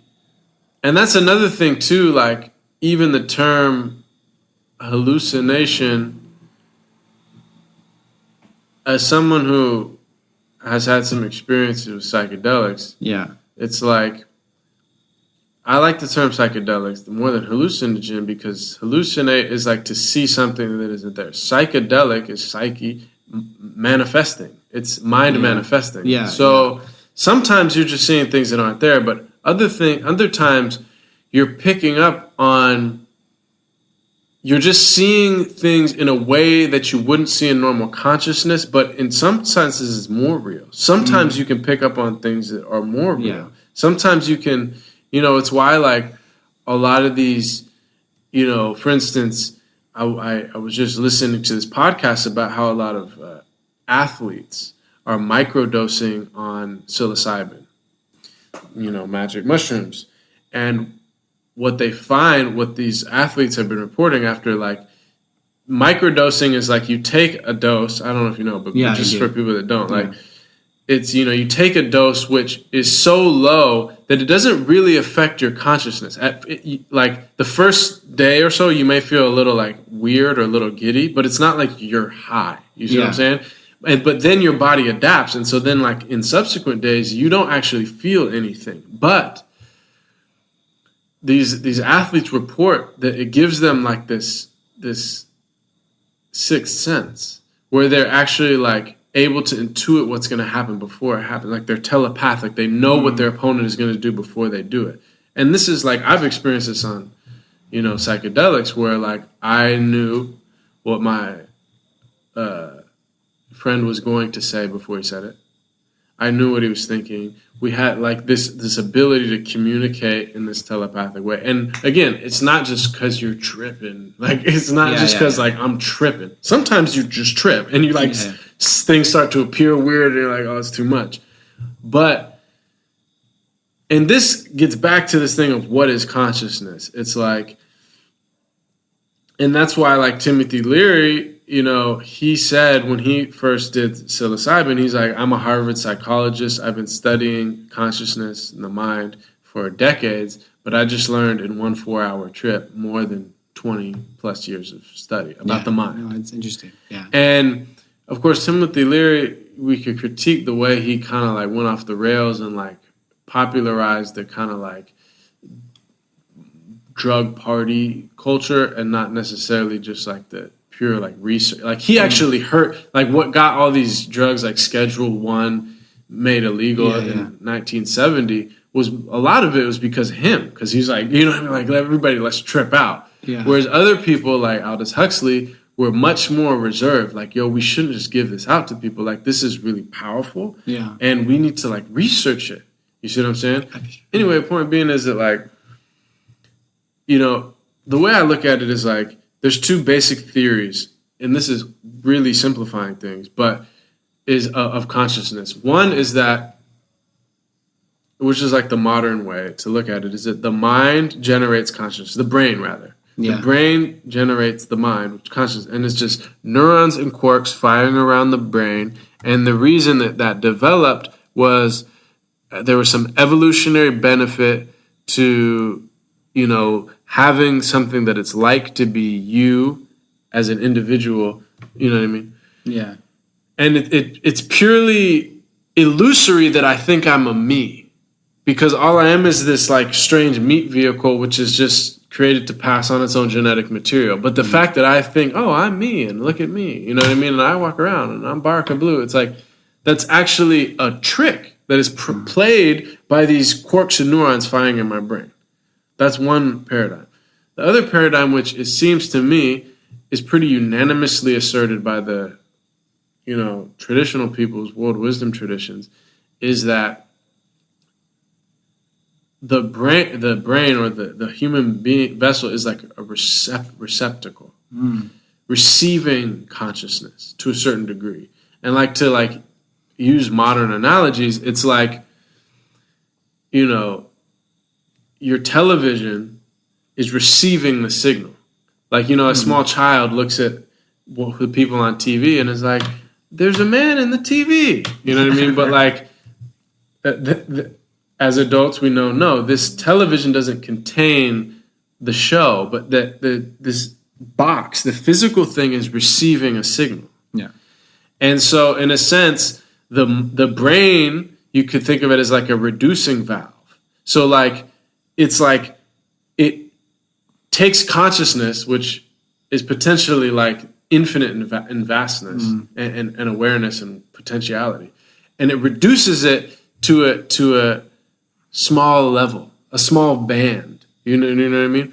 So that, basically people, you could think of it like people are on channels. Like, you meet people and you vibe, we talk about that person's vibration. And like some people are like, they're on like the channel of like consumption, or like, yeah, man, I need a new Rolex, and I just my 401k, and oh man, I gotta hurry out of work, and it's like, that's what channel that dude is on. Or then you like go to Ubud and there's this dude's like, I just want to feel spiritually free after my yoga class. I just want to take a mud bath. It's like, oh, that dude's on that channel. Like, he's on a channel. And then other people on different channels, you know what I mean? Yeah. But in certain experiences, whether, it's like creative experiences or other like peak experiences, like you're a musician, like there's something that happens when you're flowing with the other musicians. Yeah, it's like you're in time stops, and some people experience it through like meditation or prayer or mystical experiences through worship or the sacred.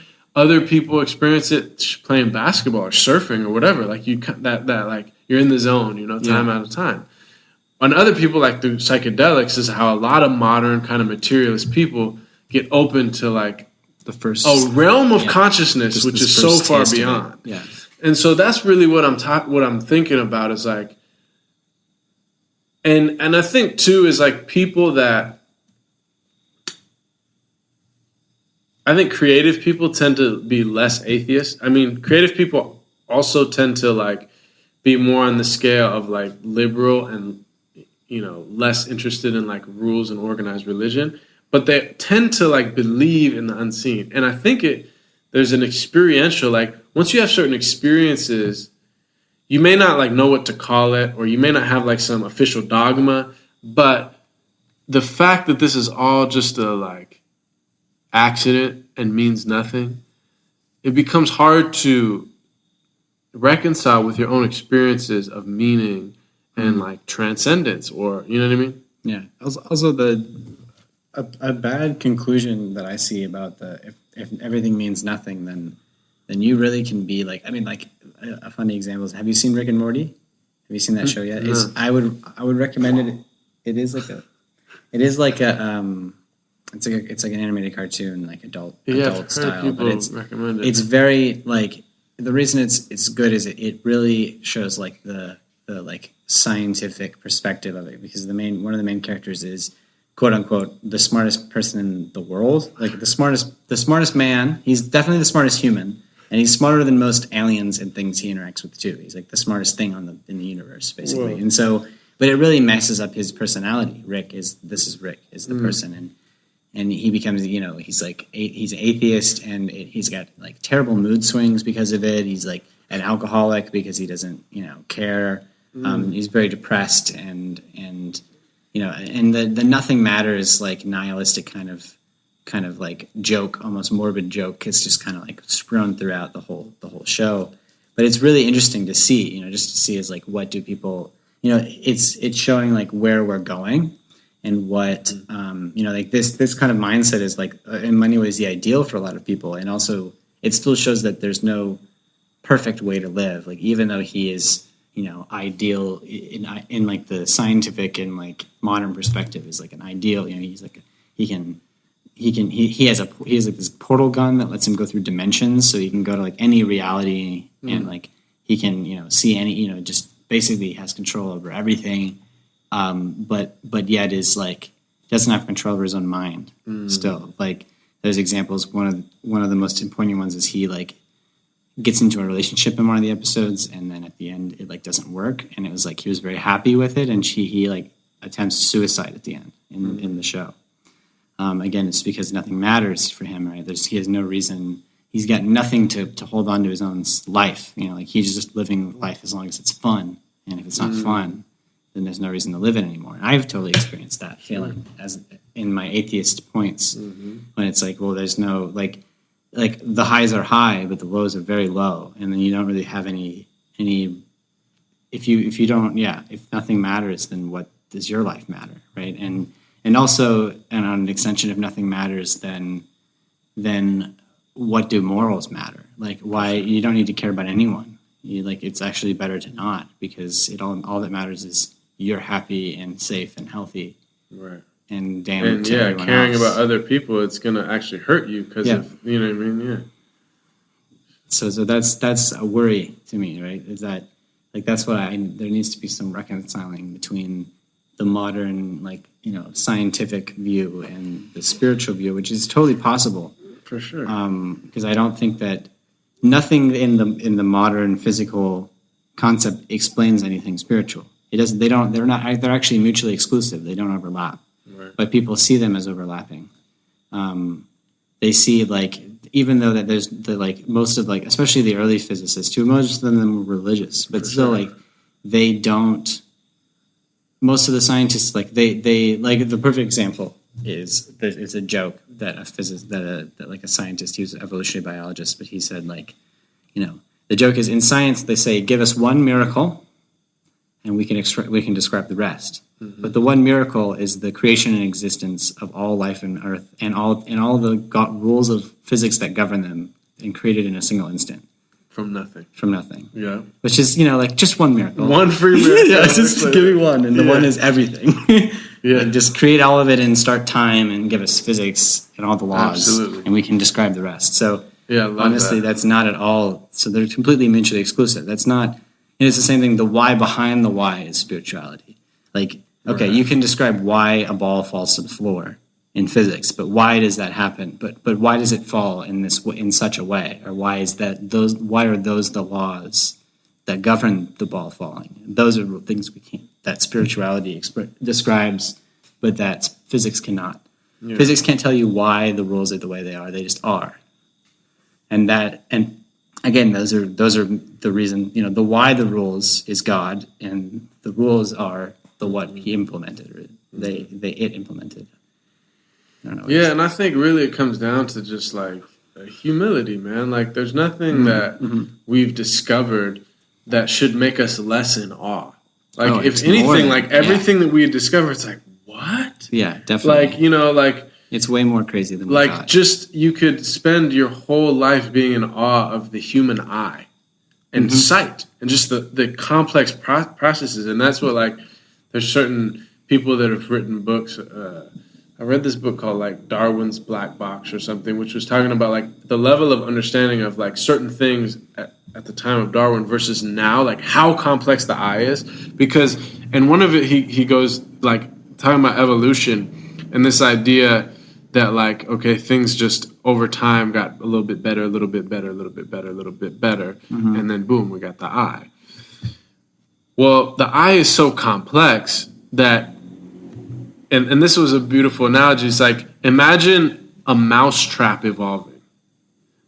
It's like the problem with that is that you don't just have a little bit better mousetrap. A mousetrap is like three things. It's like the thing that goes up, the thing that holds it, and then whatever. You know what I mean? But if one of those doesn't work, it's not a mousetrap. There's nothing. It's nothing. It's literally nothing.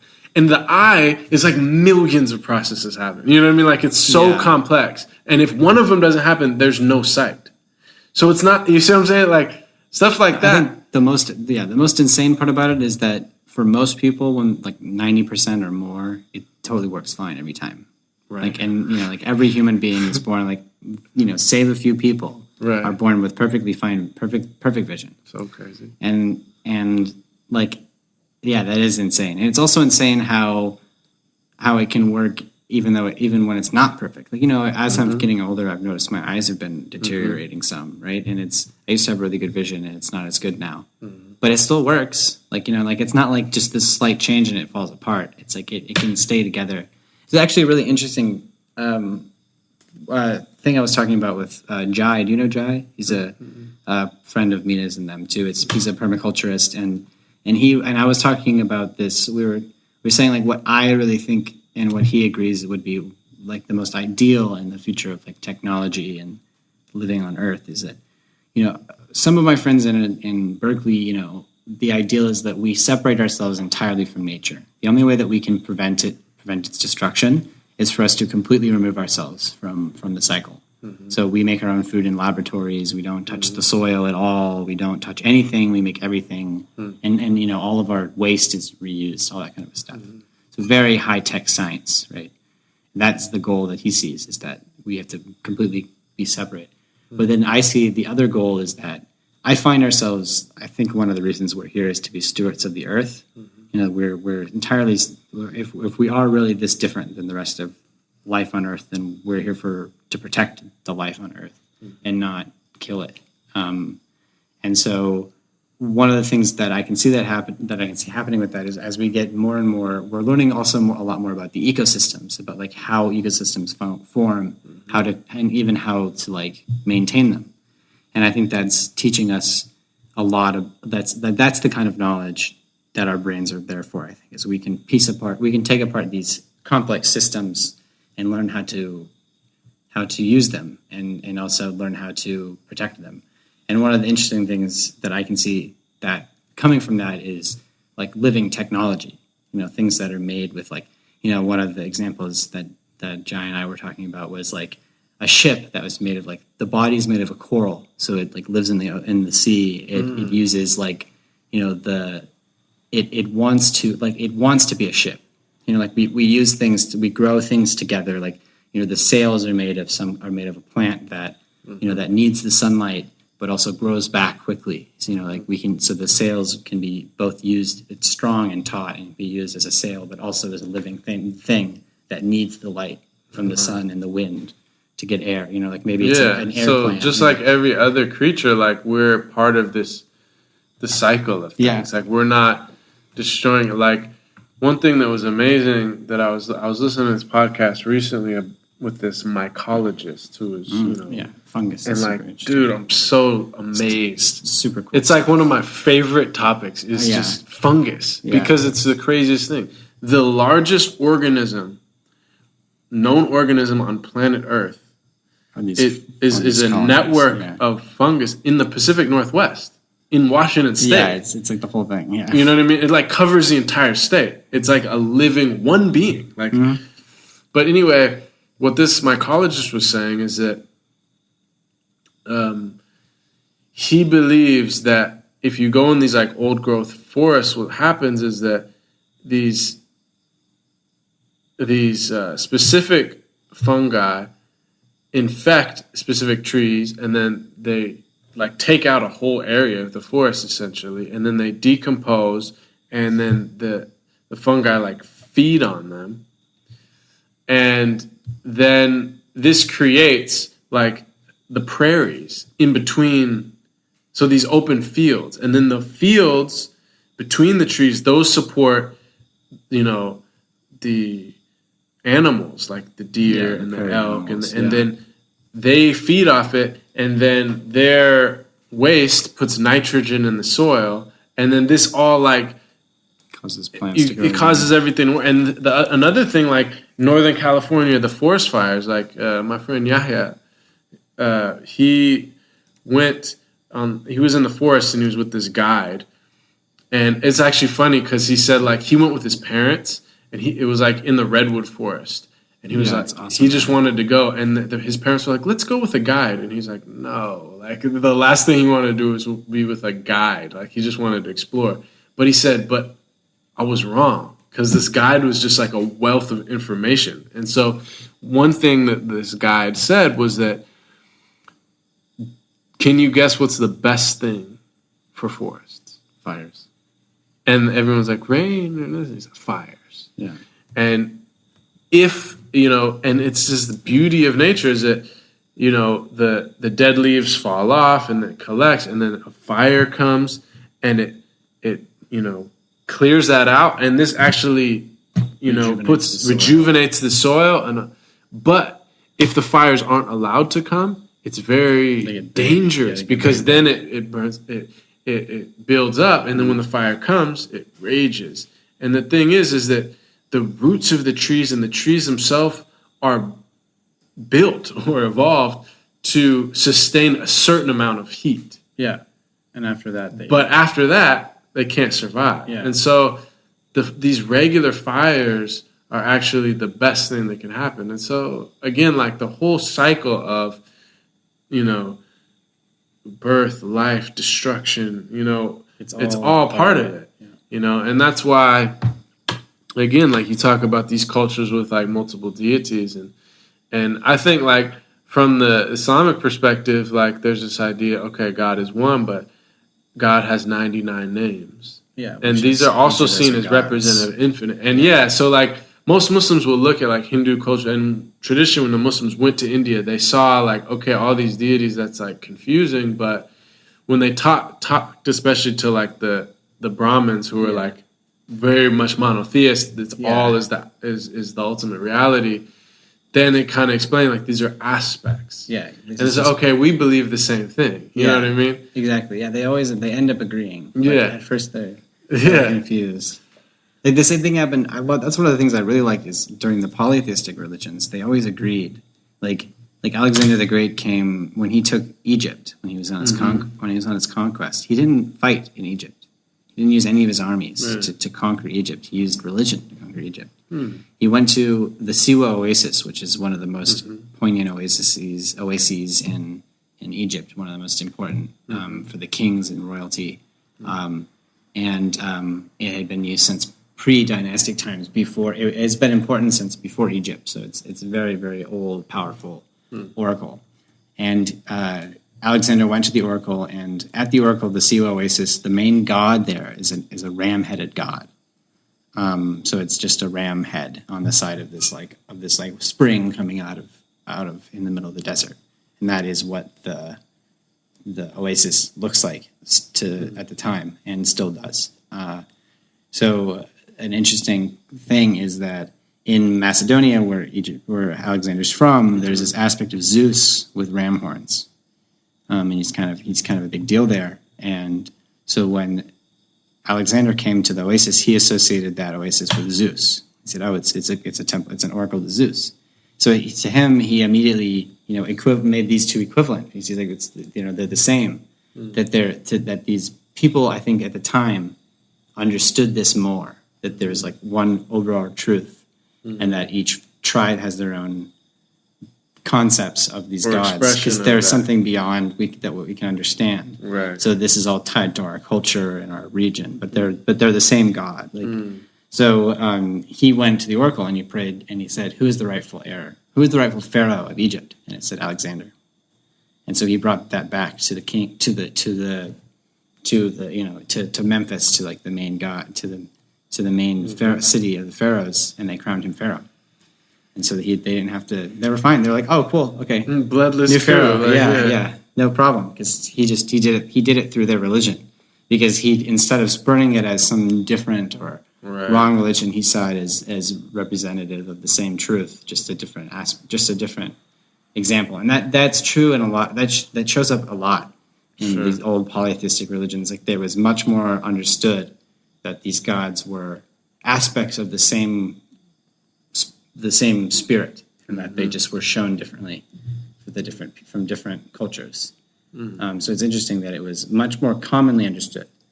Like, it wasn't like, it didn't need to be like, you didn't need to be these high, like, religious mystics to understand this, which was, I wonder why that changes, why that seems to change more. Like, maybe it's from, people trying to take power, or it's just from a change in consciousness. But it's an interesting.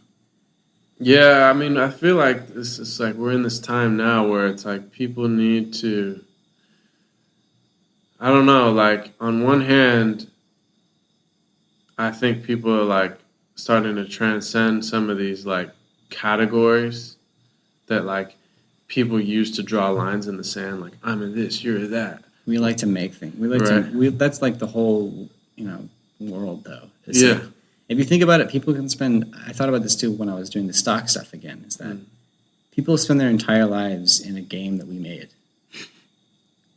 Like, people spend their entire lives worrying and thinking and planning about a system that humans created ourselves, and they kind of have no interest in anything beyond that. And I think it's because the things beyond that, like nature, the ecosystems, Earth, the universe, like truth, religion, is too complicated for most people, or for anyone. It's such it's the realm of chaos. Yeah, it cannot be compartmentalized, and we really don't like that. So people find much more comfort in human endeavor, in human created endeavors, like civilization, religions, or languages. Money, economy, all of that's made by us, and all of that's for us. It's this thing we made to entertain ourselves, to keep ourselves from looking at the other much more gray world around us. That for many people is just something that they don't want to turn to. I can understand that. Like, I'm not that person, and sometimes I wish I was. I'm not gonna lie, but it's nice to. Like, I guess, blissful ignorance, right? It's like, it's sometimes nice. The dude who sold out his compatriots because he wanted a steak in the Matrix. Like, he wanted to eat a steak. Like, he was like, I know it's not real. There's a certain level to which, there's a red pill or blue pill. Like, if you start to question deeply your received paradigm of your culture, whatever it is. And like Joseph Campbell, the mythologist, like he used to call it detribed. In other words, each person is born into a tribe. Even in the modern world, okay, we think, well, not us, but okay, you're born into like a nation, and in that nation, you're born into like a local city and a family, and an economic bracket. And an economic bracket and this and that. I mean, like, because I think about this all the time. Like, I like to think of like my personal opinions or my political opinions as my own. Yeah. But most of them line up pretty well with people that are born in Seattle, Washington, and lived in, the Bay Area versus people that lived in, Mississippi or, you know what I mean? Like, so I like to think, I came to this conclusion on my own, but it's like, well, if I would have been born into a different family and, you know what I mean? Yeah, I totally understand. It's like, it's harder to think certain ways. I mean, you can't even think certain ways if you haven't been exposed to those ideas, and so like it's certainly true. I mean, I'm from North Florida, which is like basically Georgia, and I am much more outlier. I mean, even still though, my hometown is a college town and is one of the more liberal cities in the whole state. So it's probably the reason I am the way I am. Right. Certainly, is there's a higher. I could actually be exposed to those ideas there. Unlike in other parts of Florida where it would be much more difficult for me to even know what Sufism is, for example, because they don't tell us about that. Exactly. And so that's the idea of like being detribed. Is it like every group of people, like your tribe dictates what you believe, what you understand reality to be, everything down from like what you think is funny to what you think, all this, to what tastes good to you, to all this stuff. All of it. And so like rare individuals in human history, like, but more probably in the modern world because there's an ability to like step outside and like interact with people that are not like you at all. Is that you become detribed. You start to, and it's like, I always mention this, but I was listening to, somebody mention that when they first traveled outside of America, they go, oh, I'm so excited. I'm going to learn about all type of different cultures. And that's what they thought. But what they realized is that what they learned most about was America. Yeah, I agree. Yeah. And for sure for me, man, that is so real. And that's why, like, people think, oh, why would I go travel? Or, yeah, it'd be nice, but, like, it's not that important. No, it is the most important thing because you learn about your inherited world view. Yeah, and how it's not exactly. It doesn't have to be the only truth. Exactly. It is truth. And you just be like, oh, they do it like this, or we do it like this. And I think essentially what it gives you is you see what's different about humans, but then it causes you to be like, but what's the same? Because you see that there's a lot of differences. Maybe at first that's what sticks out. Oh, they do it like that. They eat that. Oh, what the heck? Why do they why, as far as their organization and how people greet and everything. It's like, but the more time you spend, the more you're like, yeah, but we're all the same in life. They just care about their family, and they want to have fun, and they want to like laugh, and they're concerned about the same things we're concerned about, and so it's like they just had different inputs. Exactly, they started with different, and that's liberation in a sense. Like you're free of just because otherwise, your whole received paradigm is dictated to you, and it's like, look, man, that's the first way of stepping out of the box. Yeah, it's to realize that you were given the box. Exactly. Someone put you in there. And then you can start to see, okay, what's valuable about the box? Maybe I like some aspects of the box, but not all. You know what I mean? I've been loving learning how to live with less here because I live with a Balinese family, and so like people here use less. Like they just materialistically are just less materialistic. Like you just don't need as much to be okay. And I realized that too. Is like I don't have hot water. I use a bucket to take a shower, and like I was like, oh well, now I don't need to take a shower. Now I don't need a shower anymore to wash myself. Like I just need like a bucket, or like a stream, or like something moving water. I learned that in Senegal. Yeah, it's like, and now it's like so much easier to live. I need less to be happy. I need less to be comfortable. Like, my sister was here, and my sister's a very standard American kind of person. She's like, her friend came with her, and they were both, her friend is much more like a rough hype backpacker kind of person. And she's like, oh, bring like $1,000, like maybe $1,500 for the whole trip, the whole month and a half trip to Bali. And they spent that in like 2 weeks. Because she is like, I need air conditioning. I need, I need like a shower. I need like, certain things to be comfortable. Like creature comforts. Yeah, exactly. Like all of the American creature comforts. Right, American food. That's the thing. If you eat local food, you won't spend any money. But you can easily spend like $20-$25 a meal if you want to. Yeah, and she did the same thing. Like they eat vegetarian, vegan a lot, and like I have no problem with there's no problem with. I understand that it's healthier to eat vegetarian, but like I realized that they have delicious vegetables here. It's much easier in Indonesia to eat healthy vegetables than it is in America. Local, fresh. Yeah. I can always get like greens, like dark greens somewhere, which is really nice, really like refreshing to be able to just sit down to like a spinach base, or it's like more like, I think it's like sweet potato leaves or something. But still, it's like good hearty veggies. And I feel healthier here, and even though I'm eating cheaper, and I don't have to go to the fancy Ubud vegan restaurants, because for the most part the food they have is this. They're using the same ingredients, just they're marketing it to people.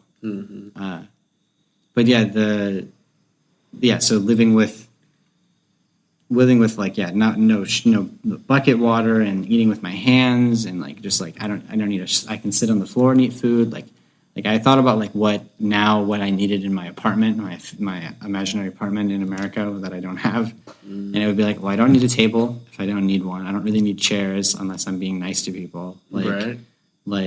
Dude, once you live in places where they don't have chairs and couches, you're like, this is way better. Yeah, sitting on the floor, little cushions and stuff like that. Like, bro, it's so much more freeing. Like I just realized I could have an almost entirely open like living space. It's like I need a bed and a pillow And you're set, bro. Yeah, it's pretty amazing. Yeah, it's and I am glad that that's a good experience for sure here. And that's one of the things that I found leaving America is that the materialism is a big difference. Like a friend of mine here actually said something really poignant to me when I was talking to her about the Trump the wall that he's trying to build. Yeah.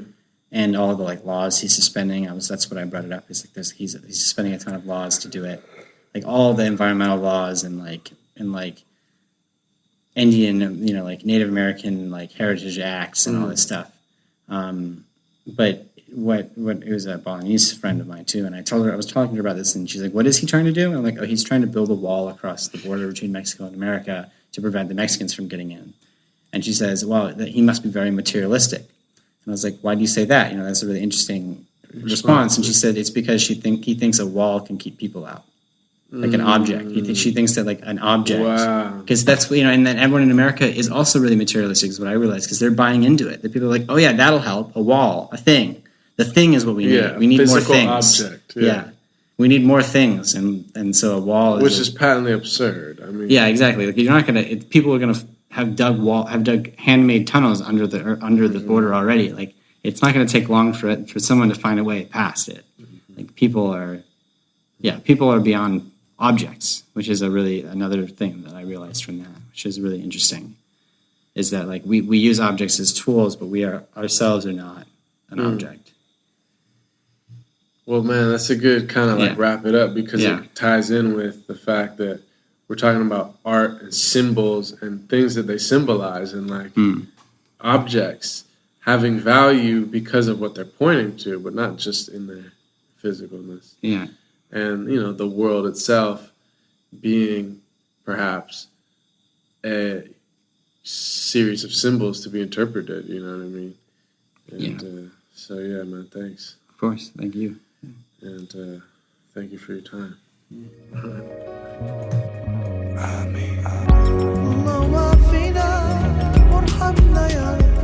Thank you for listening to Path and Present Podcast. If you want to support the podcast, you can do so in a few ways. One is word of mouth. People hear about the podcast mostly from people like you who listen and like it and say, I know someone who would connect with this, or who would feel this, or who would enjoy this subject matter. So continue to share with your family and friends. Secondly, you can subscribe, rate, and comment on the iTunes page of Path and Present. Subscribing means that the podcast each episode will come directly to you when we release it. And rating and commenting means that it will grow and come up in the iTunes rankings, which will allow it to be available and seen by more people. And then lastly, you can support financially on Patreon. Patreon is a site which allows people to give a small amount monthly to support art or any type of content. And we have a Path and Present page on Patreon. The link is on our SoundCloud page, SoundCloud/Path and Present. And you'll find the Patreon link there.